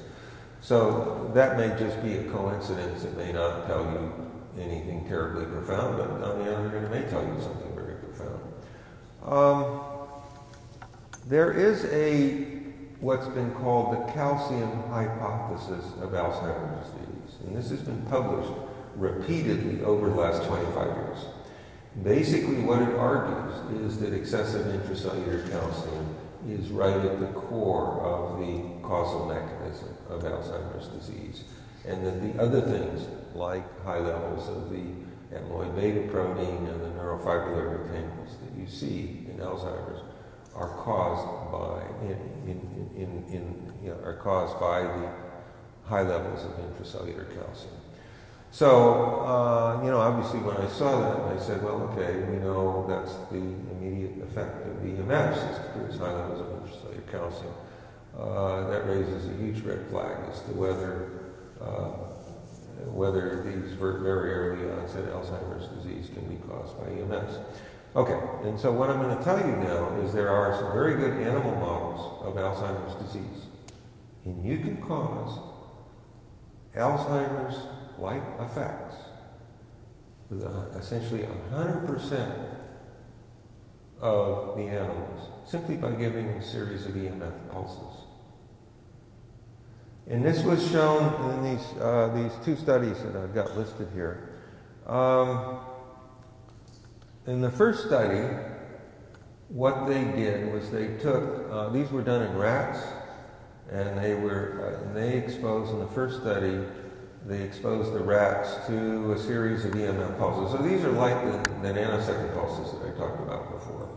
And they exposed the rats to nanosecond pulses, either 100 or 1,000 or 10,000 of them,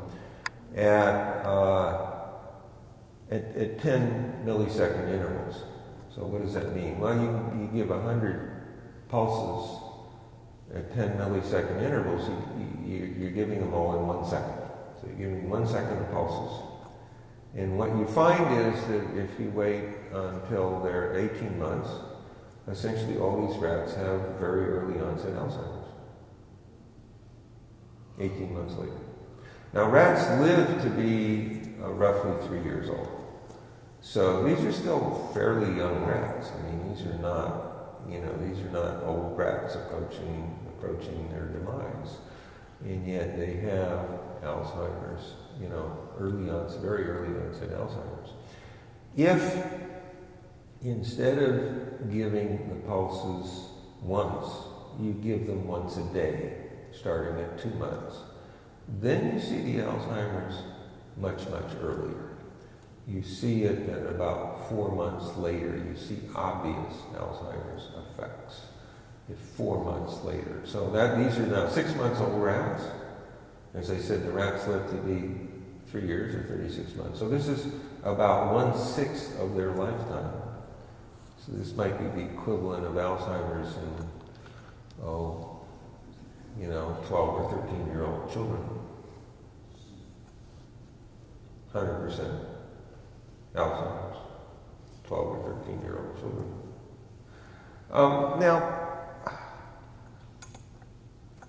So when you have something like 5G radiation, it is extraordinarily highly pulsed. Let me just say the pulsations in 5G are different than these. These were nanosecond pulses, pure pulses. The 5G pulses are modulating pulses. They both work via VGCC activation, however. They're both highly active in VGCC activation, both types of pulsations. So it's not, what is this thing doing?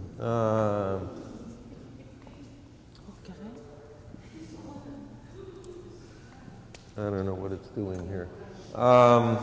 We may have to start it again or not, I don't know. All right.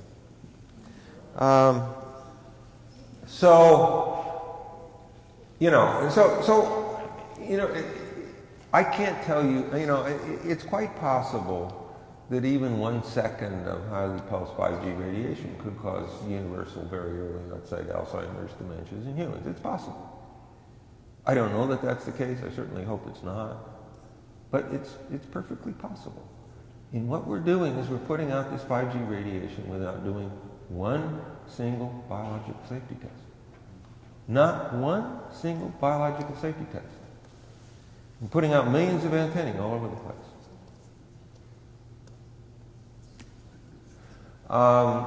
As I said before, we're taking risks of the sort that no rational society on Earth could possibly take. Now, what am I going to do with this? Yes, we'll take some time, but it's taking, a few minutes to do a kind of backup. We didn't ask for it, but it's doing it by itself. It's doing a backup. Yes, but... Is this thing plugged? This is plugged in, yeah? So it's getting current. I don't know what's going on. We'll get a new laptop. Well, wait a minute. Oh. All right, well, you have to shut this down and pull this out. All right. Okay. So, anyway, so this is, and let me just say, I spent a lot of time on these two papers, and they are beautiful papers. They come out of China. And that, what's happened with the EMF stuff is that Nothing's coming out of the U.S., nothing's coming out of the U.K., very little is coming out of many other countries that should be doing work on this stuff. And so often the best work is coming from other places. And these two came out of China. They're beautiful papers. It's worth reading them. Anyway, but I'm, you know, and you see good work coming out of Turkey, Iran, other Middle Eastern countries sometimes, some of the East Asian countries. You see good work coming out of China, you see some good work coming from India. There is good work coming from Europe. Not nearly what I'd like to see, but you know, there is good work coming from Europe. And but what's true is that you know, the U.S., which prides itself as being the #1 science country in the world, basically stopped funding research in this area between 1986 and 1999. And so the only money that's available is from the industry. And they, of course, have a slight bias here. So there's no good research being done in the U.S. that requires any money, any funding at all. And, well, I know of 1 or 2 exceptions to that, the things that slip through, but that's about it. So, how are we doing? Maybe we take some questions? Well, I guess we can do that. Take some questions. We need people to have the microphone there. And probably what I should, you want to take the microphone. And why don't you come up and ask the question? That'd be good. Yeah. Mm-hmm. Sorry. Are we, we got it here? Is it working? The microphone. Put your feet up. Put on. Sorry. Okay. Yeah. Yeah, so my name is Tessa. As I understand, in the US, especially California, 5G is already rolled out. Yes. And I will talk about California a little bit. So I've heard that bees are dropping dead close to the towers, other effects are happening. So that must be noticed, people see that. Why is it not on the news? Why is this not, you know, there's no action taken? They want to shoot out satellites in orbit to put 5G all over the world so that you are on safari in Africa and that you can use your cell phone and do social media. Yeah. It's crazy. And I'll answer your question in one word. It's called corruption. Yeah. Yeah. It's called corruption. But how can everybody close their eyes for this? It's insane. It is insane. Yeah. Exactly. That's exactly what it is. Yeah. It's all about the money, because I've heard that Amazon is also launching its own satellites because it doesn't want to use the... Maybe not. I don't know. I mean, money is certainly one of the aspects of it. Whether that's the whole thing is another question. You know, we have to stop this. Yeah. We have no choice. We have to stop this. So here in Amsterdam, like what can we do? Is it like... I think you need to go to the Amsterdam city government and you need to demand. You need to demand. You need to do it as groups, because individuals cannot be effective. You do it as a group. You need to say this corruption has to stop. They need to start paying attention to real science, not industry propaganda. And they need to give us our rights under the Nuremberg Code, which guarantees that we will not be experimented upon without informed consent. That's right. So we have to be informed and we have to give our consent. And they are denying us all of those rights. And this situation is... Yeah, I mean, we put in the Nuremberg Code because of Dr. Mengele and his colleagues in the Nazi era, right? Yeah. This stuff is vastly, vastly worse than anything that Mengele did. And I'm not going to, in any sense, defend what he did. You know, what was done in the Nazi era. This stuff is vastly worse. Yeah. We need to stop it. Yeah. So I talked about the Alzheimer's, and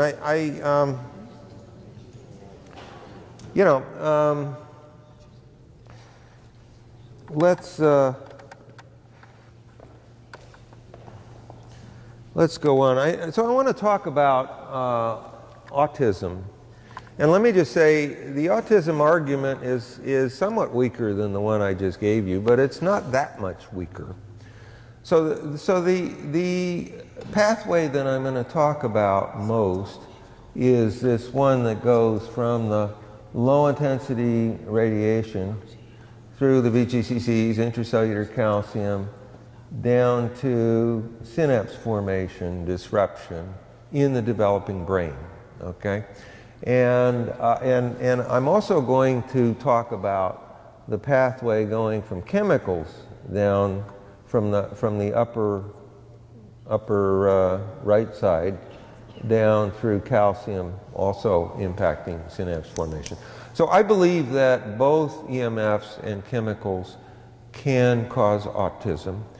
And then the question is, what is their relative importance and what evidence do we have on that? And so the first thing I'm going to talk about is what I think the central mechanism is of what's going on here, okay? So, and let me just say that we know that excessive VGCC activity can cause autism. We know that from rare mutations. We also know that elevated VGCC activity makes people more susceptible to developing autism, and we know that from genetic polymorphism studies in humans. So these are both human studies, okay?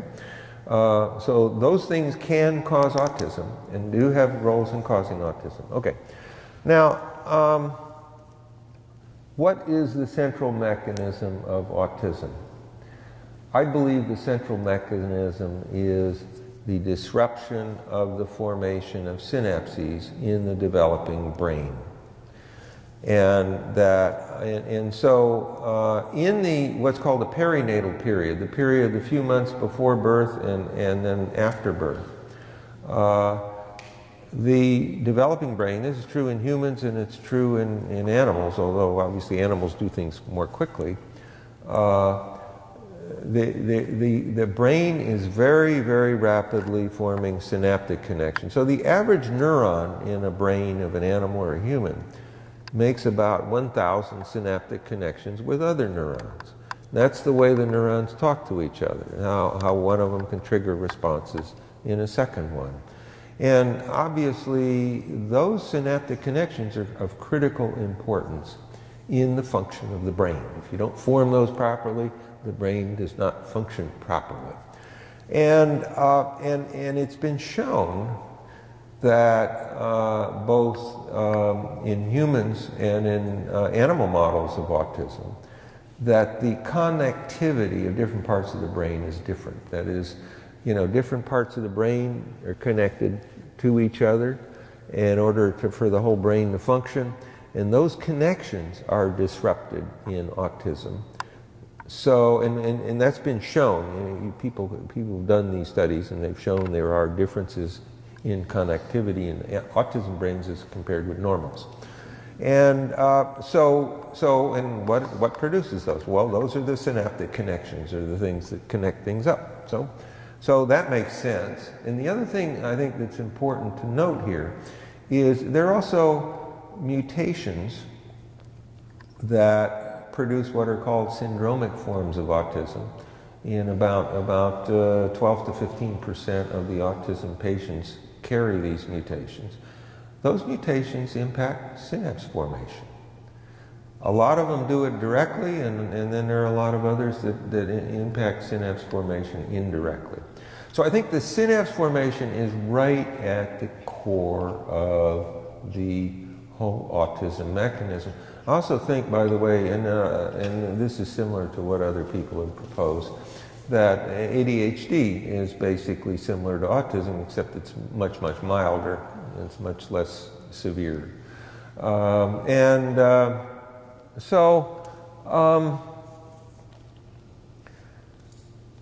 What do we know about synapse formation in the developing brain? There are 5 mechanisms which I've listed here that direct the synapse formation in the developing brain. Each of those 5 mechanisms are regulated by intracellular calcium.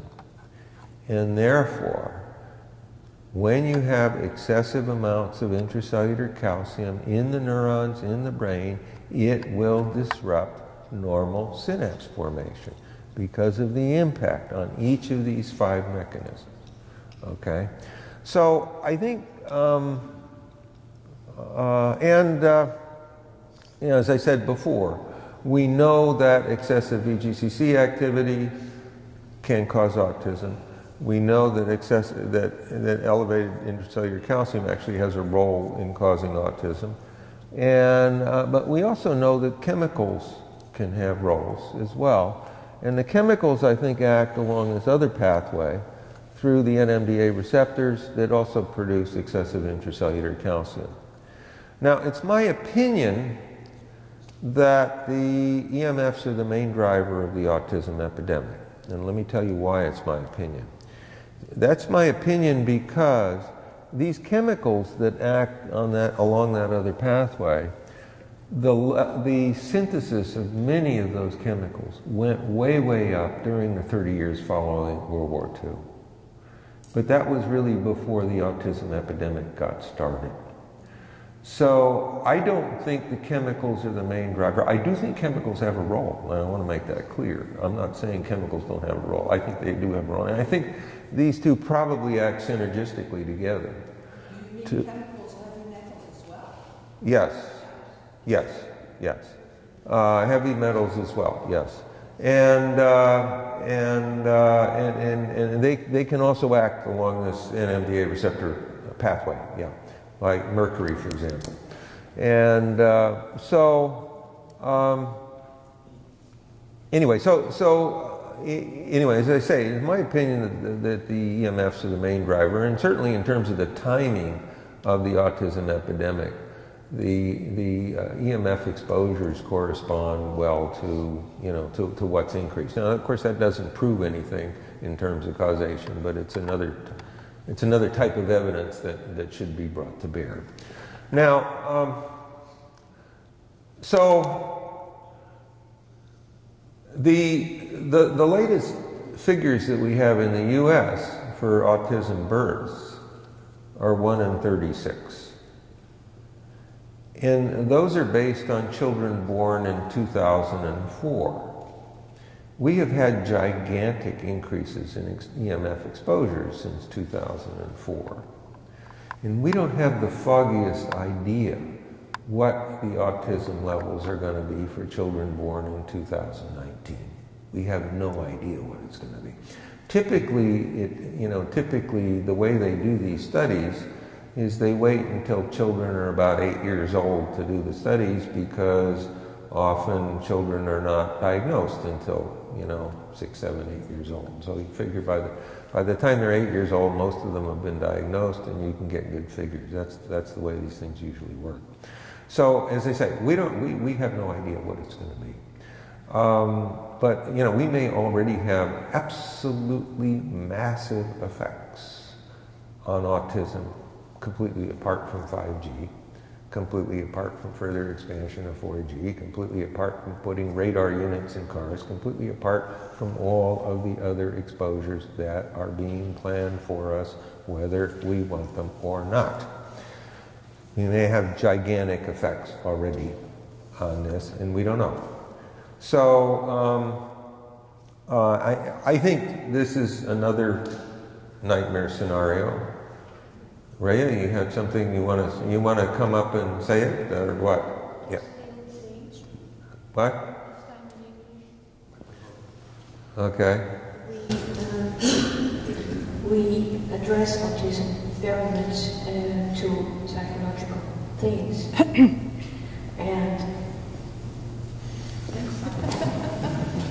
but the biological effects are even more important.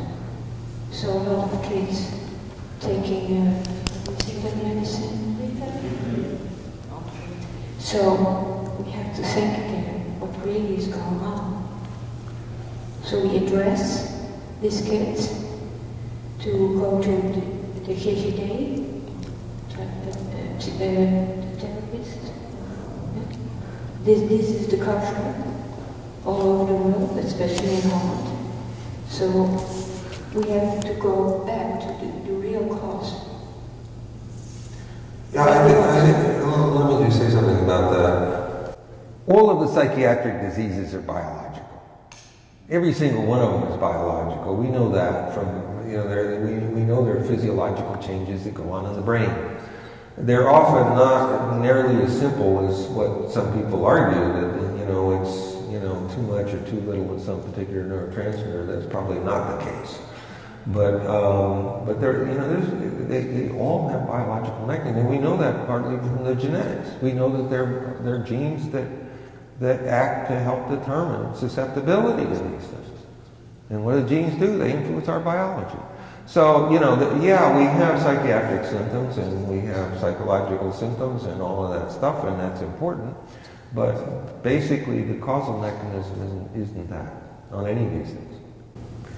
Maar, so you don't catch the problem if you don't catch the problem if you address it only to the psychological part, or give the kids the medicine. Then you have to go back to the beginning. That's what I want to say. So, I guess with regard to 5G, I simply want to make the obvious point, and that is 5G could easily cause universal or near universal autism. And again, it's absolutely insane to put out all this crap without doing biological safety testing, and that's exactly what the situation is. They refuse to do even one single biological safety test of genuine 5G radiation with all the pulsations it will involve.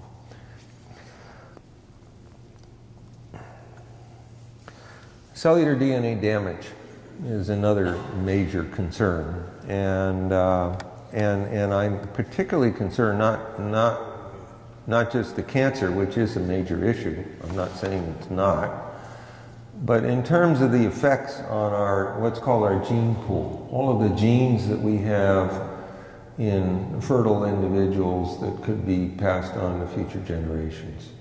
And of course, we've already said fertile individuals are dropping like flies. The problem is that we know that the DNA in human sperm, in fact, is impacted by Wi-Fi, by cell phone radiation, by other types of exposures that we have every day, and we have every expectation that 5G will produce massive effects on the DNA, and so so our biological inheritance, our survival as a species, is 100% dependent on our gene pool. If we heavily contaminate our gene pool, we're extinct. We're gone. So, and there's no way of recovery unless maybe there's some group somewhere in the middle of New Guinea or someplace that survives somewhere. So this is So the DNA that we have, which are double-stranded breaks, single-stranded breaks, and oxidized bases in the DNA, those are the types of changes. Those all produce very important types of mutations in human genetics, and so we're talking about things that will heavily impact us as these effects, as these things become more severe. I want to say one other thing about this that is perhaps a delayed effect. Nevertheless, it's a delayed effect that again can easily produce extinction. One of the things, these double-stranded breaks, and the double-stranded breaks have been known to produce chromosomal rearrangements. The first time it was shown from EMF exposure was back in the 1960s. This was shown that you get chromosomal rearrangements from EMF exposures. When you get very high levels of chromosomal rearrangements, what happens? Basically, each of us becomes our own species. We have different chromosomes, we can't reproduce together. It's sort of like, you know, crossing a horse with a donkey. You get a mule, but it's sterile because of the chromosomal, you know, incompatibility of the two species. They're different. So when they undergo, and when they try to undergo sexual reproduction, it doesn't work properly. And so, but that's, you know, and so we may well be heavily contaminating our genomes with various kinds of chromosomal rearrangements, in which case each of us sort of is its own species, which means nobody can reproduce. Now that's not going to show up instantaneously because like horses and donkeys, you know, you will get a first generation, but that generation will be sterile. So, you know, I tell people the more I learn, the worse it gets. And, you know, you just think about these things, and I mean, it's absolutely stunning. Okay, so let's go on to my sixth scientific nightmare, sixth and last. So this has to do with cardiac effect. And let me just say, you know, in each of these cases, I guess I haven't even said the obvious, and that is 5G can easily grossly increase these to the point, you know, to make things vastly, vastly worse. Talk cardiac effects. And so what I think is going on here, and it really helps to kind of understand, you know, the biology of this, to make sense out of it. These all involve aberrations in the electrical control of the heart, okay? Now, what produces the electrical control of the heart? There are what are called pacemaker cells in our heart. So we're not talking about an electronic pacemaker, we're talking about the real biological pacemaker that we have, that all of us are born with. And there are pacemaker cells in a part of the heart called the sinoatrial node. You've heard of atrial fibrillation? I mean, that's basically, you know, what happens when this thing doesn't work right, okay? And you get you know, you get the arrhythmias because of that. That's what atrial fibrillation is. And so it turns out that those pacemaker cells have a very, very high density of the VGCCs. Why? Because the VGCCs are very important for the pacemaking activity. Makes sense. And so I think that they are highly sensitive to the EMFs as a consequence. And in fact, we have some data on that. There was a rodent study which showed that EMF exposure caused the sinoatrial node to undergo changes in its structure that are very similar to what you see in heart failure. So basically this part of the heart that's of critical importance is changing its structure so that it is highly dysfunctional. And I think that's basically what's going on in, you know, when you have chronic exposures to these EMFs. So we know that there are epidemics of young, apparently healthy athletes dying. I think I already talked about that, didn't I? Dying in the middle of an athletic competition. And I think that's, you know, this is what's going on. The chronic exposures are causing that part of the heart to become highly dysfunctional. And people die of sudden cardiac death. You can also get sudden cardiac death in animals from EMF exposures. That's been shown. And we had the 5G testing, which was denied, producing bird deaths in Rotterdam. And so there was a subsequent news article that was published here, which interviewed the workers who had been testing 5G. They had been told to lie about it. Some of them did not lie about it. They said that, yes, we were testing 5G on those same days that these birds were flying along and dropped dead out of the sky. Now, I don't think it's surprising that birds are highly sensitive, or at least can be highly sensitive to this. I mean, obviously birds put, you know, great stress on their hearts when they're flying. You know, you have,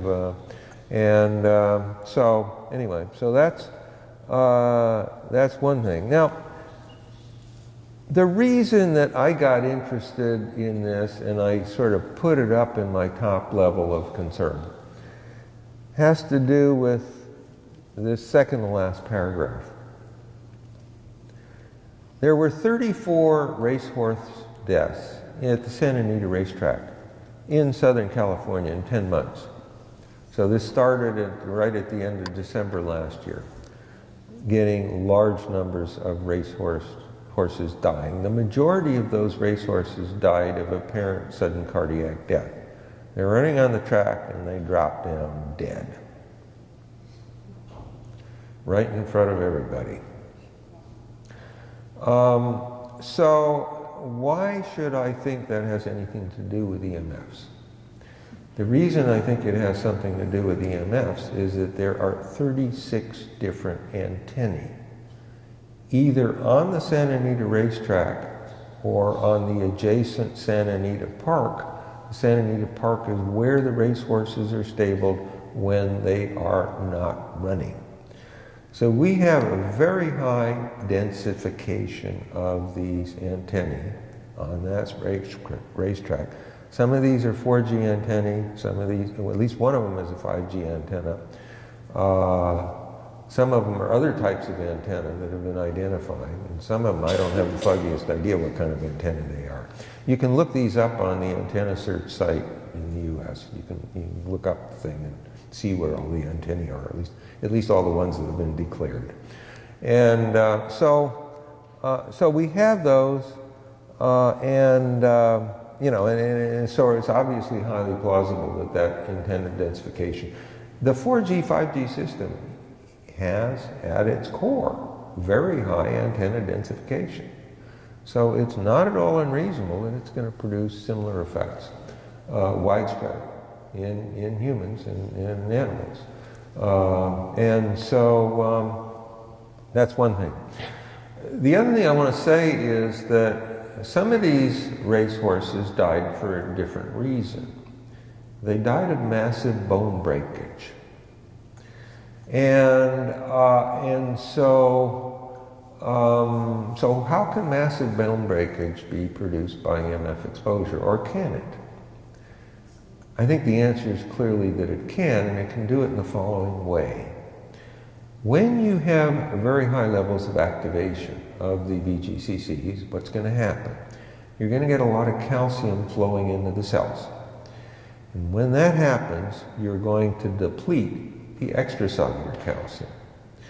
When you deplete extracellular calcium, what your body does is it secretes parathyroid hormone. So this is not thyroid, it's parathyroid. And what the parathyroid hormone does is it goes to the bones and it pulls calcium out of the bones to restore the extracellular calcium levels. And so what's going to happen? Well, you're going to weaken the bones, and racehorses, of course, put huge stresses on their bones. So, you know, one of the things I think that's interesting here is the following. When you understand what's going on here, and you understand, you know, basic physiology and biochemistry, and in this case, you know, everything becomes clear. You know, all these things that look really puzzling, and you say, well, I can't really figure this stuff out. It's really very clear what's going on. And that's something I think that, you know, that you need to take away from this. I mean, this is something, we know a lot about these things. And all these so-called mysteries are, you know, they're really not that mysterious at all. So again, the very high antenna densification, the 4G, 5G system is something that can easily produce widespread effects on the heart, leading to massive, sudden cardiac death in human populations. And so I'm very concerned about that. And we are seeing cardiac effects in both Switzerland and in Stuttgart. I just wanted to mention that. Okay. Oops. This thing isn't going. Why isn't it going? I don't know. Let's try this. All right. Is it going now? All right. I don't know how to do the Dutch here. Maybe somebody can help me. Can somebody help me?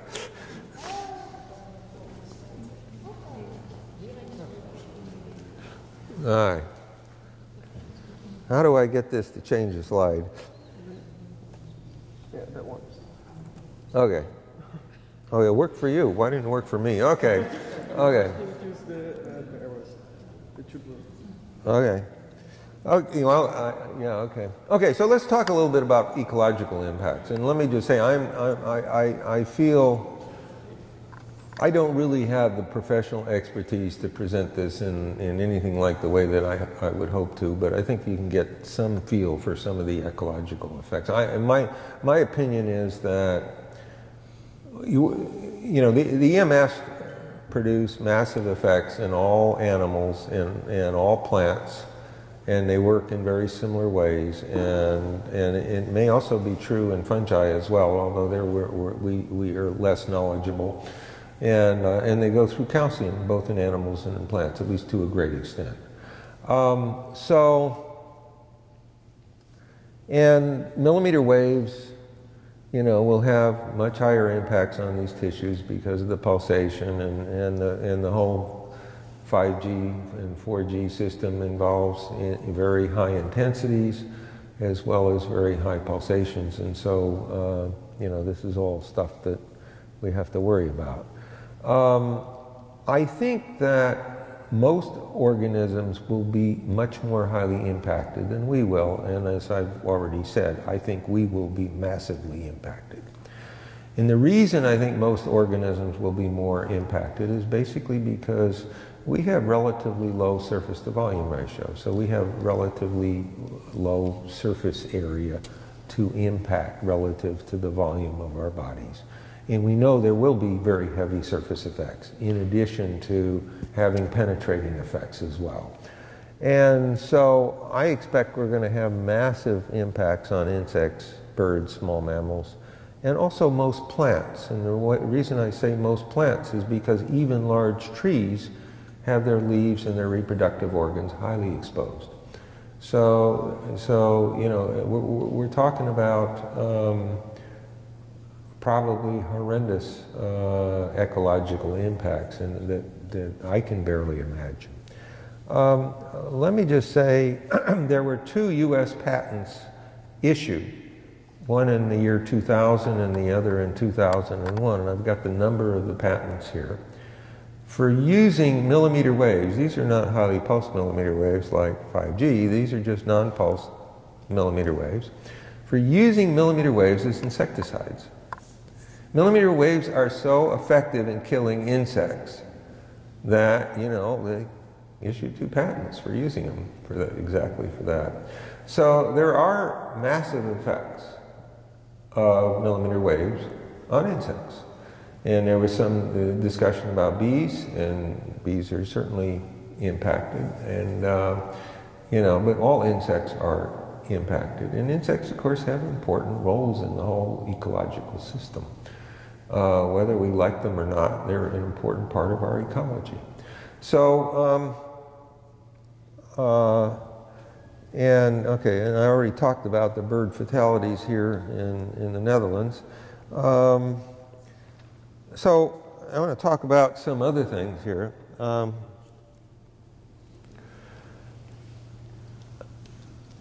So EMFs work in plants also through excessive calcium, and we know that. And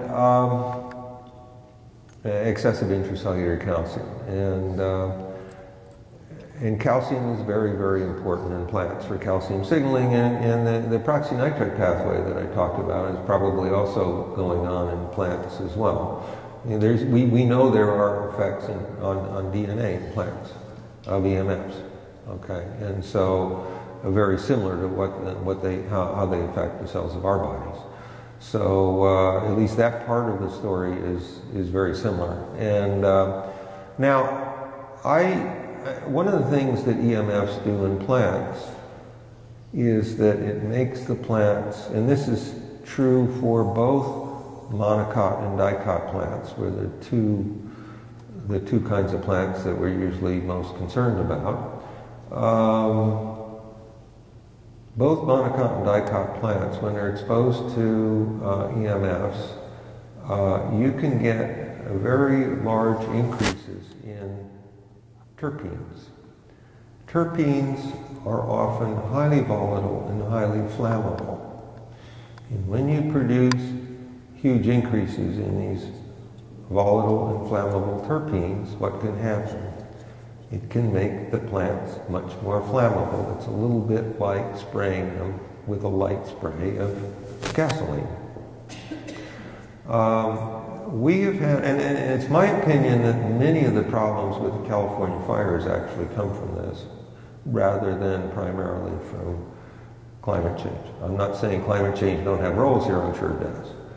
But I think that, and I'm not going to talk about this in today, because what I'm going to do is focus here on 5G. We may have already seen several 5G fires caused by this, and I say may because, and of course that implies you may not have seen it. In South Korea had 5 smaller cities with massive fires of the sort that Korea had never seen in its history, a day and a half after they turned 5G on. You're leaping out of time, so we have... Okay. And maybe that's a coincidence, but maybe it's not. There were tens of thousands of people fighting these fires because they were absolutely massive fires that spread with extraordinary rapidity. We've also seen very serious fires this year in California in areas where 5G is active, including along the I-405 corridor, where there were huge fires just recently. So, I'm not saying these are necessarily 5G fires, but I strongly suspect they are. And so,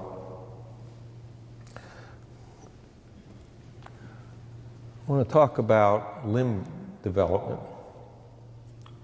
There have been a whole series of birth defects in humans that have been reported in Germany and France, in areas where 5G was turned on. And these are newborn babies that are born with big defects in their fingers, in their hands, in their arms, and in some cases in their legs, and including whole hands that are missing and whole arms that are missing in the newborn babies.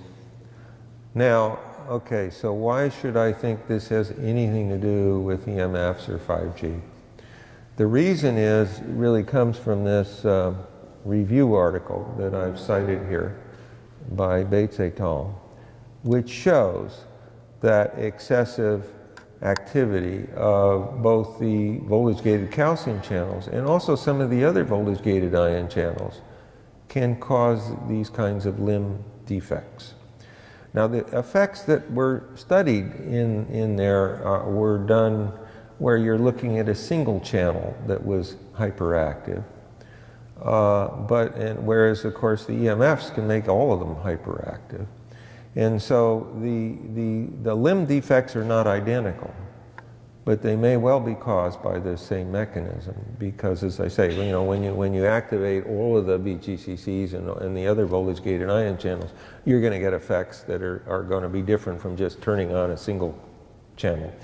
And so, but anyway, you can get these kinds of birth defects.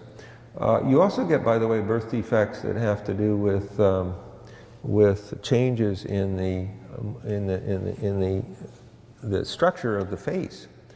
And I don't know whether these are going on in humans now or not. I've seen no studies on that, but that's something we should watch for, I think. The problem here, of course, is, as usual, nobody's considering the EMFs as causal here. I think that's probably the likely cause, but nobody's looking at it. And that's tragic, of course. Okay.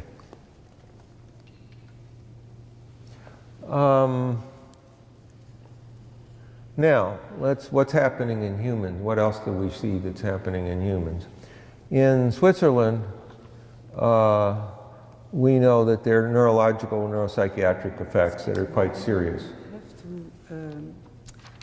We are running out of time, so perhaps you could finish. I'm finishing. Oh. Okay. These have been, you know, so we have neurological, neuropsychiatric. We also have cardiac effects. These are quite, you know, relatively severe, more severe than we see with other kinds of EMFs. One thing I want to say, and I want to make this very clear, the effects you see when you first turn on 5G will be a tiny, tiny fraction of what any fully fledged 5G system will produce. Because initially when you turn it on, 5G has almost nothing to communicate with. So when you see severe effects here, it tells you clearly that a fully fledged 5G system will be absolutely massive in its effects. And that's, of course, what we've been predicting. Stuttgart, the physicians have been protesting 5G rollout. They report very similar effects with the neurological, neuropsychiatric effect and cardiac effects. They also have shown that we're getting large increases in electromagnetic hypersensitivity. Those are all very important findings. In Southern California, there have not been any publications on this. I'm in contact with a psychiatrist in Southern California, and she is seeing psychiatric problems of the sort that she has never, ever seen before in her entire career, including very strong suicidal and homicidal tendencies in many, many people. So these are obviously extraordinarily serious.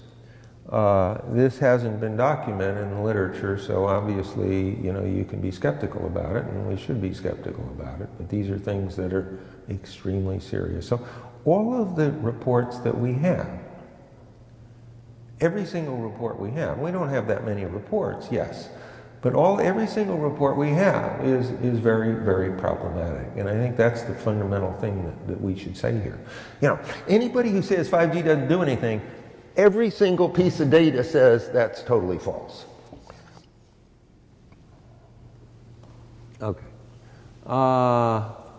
And then we have the panic attacks in cattle. There were two that I found in this article, but since then I've been told there have been several others. You can get panic attacks from EMFs. Let me tell you how. Excessive VGCC activity can produce fear responses in animals. We know that. In fact, you can also produce it in humans from mutations. The other thing which is true is that excessive VGCC activity causes the release of high amounts of norepinephrine. Norepinephrine is the fight or flight hormone. It's the thing that gives you the energy to, you know, to get out of there or to fight someone. So you know, exactly the kind of things that happen in panic. Okay? So, you know, it's eminently reasonable these panic attacks are caused by EMF exposures, and they occurred, you know, and they were proposed to have been caused by, although we don't know that for certain, by the 5G rollout, and so that's a concern. So I just want to say one thing about this. We have much safer alternatives. Wired alternatives are always preferable to wireless, always. And we have the regulatory agencies that are all corrupt. We have the newspaper articles that all run industry propaganda as if it were news. In my judgment, 5G presents threats of the sorts that have only been equal once in human history, namely the threat of instant nuclear annihilation. I think we need to stop 5G. We have no choice. But having stopped 5G is just the first step. We have to start reversing many of the exposures that we already have. And many of them, in fact, can be reversed relatively easily. Others are more difficult. But everything that we are exposed to, we can greatly improve the situation. We have to do that. And thank you very much.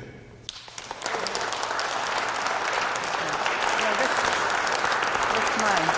Okay. Thank you. Yeah, okay. So we have to get out of here? Is that what you're saying?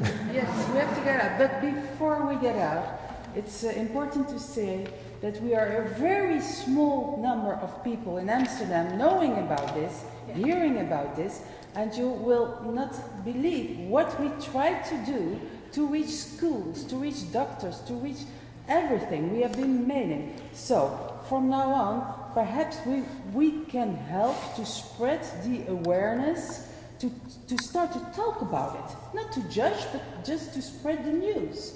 And we should, well, the people who want to help with that can put on their email addresses on the paper on the table, or write it to stralingbewustamsterdam.nl. Contact us.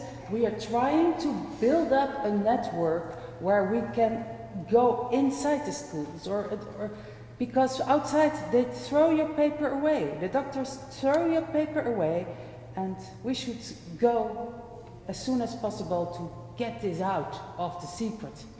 Okay. Yeah. Is the video going to be on YouTube? Is it where's yes, it going to be? certainly. Yeah. We will. Yeah. We have made 2 films of it, and we will put it on our stralingsbewustamsterdam.nl. So I mean, you might try to have groups of people watch the video together and discuss this, and that might be one effective way of trying to get this to progress in a way that might actually accomplish what we need to accomplish. Yeah. Are there questions? Martin, I am speaking on behalf of a lot of people in Holland who are experiencing tremblings through their body. They can feel the low frequency noise. And they also hear a hum. I can also feel the tremblings of machines. And I can feel EMFs, I guess, because I was with my measurement meter and then I saw it. Okay. So is this the feeling that you are able to feel tremblings? Okay, so let me tell you what I know, okay? And I'm not sure I know everything that's important here, but one thing that we know is that there is something called microwave hearing, where people's hearing mechanism is impacted by the EMFs, and they say, okay, I'm hearing these sounds, but somebody who's a little ways away isn't hearing anything. And in fact, this is what happened with the American and Canadian diplomats in Cuba, who were, I believe, attacked by microwave weapons. They heard loud noises, but somebody just a little ways away didn't hear anything. So that's not like sound. So they're not hearing sound there, but there is this phenomenon of microwave hearing, and that is real, and it's been demonstrated, and it exists. And I believe it's a direct impact of the EMFs on the hearing mechanism. Okay. Now, with regard to trembling, there are effects on muscle. human muscle that can lead to, you know, changes in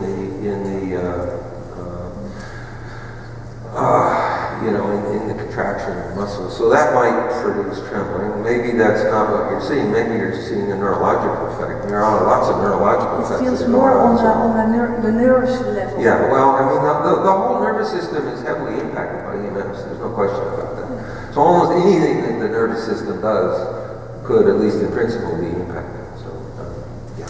Okay. Thank you. Yeah. Well, let me just say one other thing about that. The release of every single neurotransmitter in the entire nervous system is controlled by VGCCs and intracellular calcium.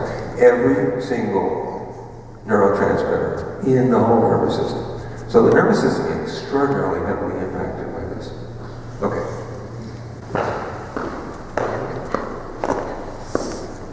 Yeah, I certainly believe in mobilization of people around here and everywhere, but city councils and everybody is pointing towards the national government and towards the gezondheidsraad, so the people who and they point to IGNIRP, who is making the rules. So who is addressing IGNIRP? IGNIRP is not making the rules. IGNIRP is a private organization that is putting out false information, and that information, when it's taken up by government agencies, is their responsibility. IGNIRP is not responsible. I mean, they're responsible for lying through their teeth, but they're not responsible directly for the actual decisions. Yeah. Okay. And is it possible that people like you organize the discussion with IGNIRP so that they have to relate to all this other information, or because Look, IGNIRP is a corrupt organization. There's no way you can communicate. I've communicated with them, and they, you know, it's a useless process. What we have to do is work on the corruption in the government agencies and have them stop this. I mean, it is absolutely insane to put out 5G radiation without doing biological safety testing. It is absolutely insane. And anybody who does that and causes these kinds of, I mean, it's just insane. And we are already getting information from Stuttgart, from Switzerland, from California, and that this is unsafe. And not to mention from the Netherlands, where you have, you know, you have the bird deaths, and you've got the cattle panic and all this sort of stuff. What more do they need in order to start protecting us instead of protecting the profits of the telecom companies? What more do they need? Yeah, but cities look at the national government.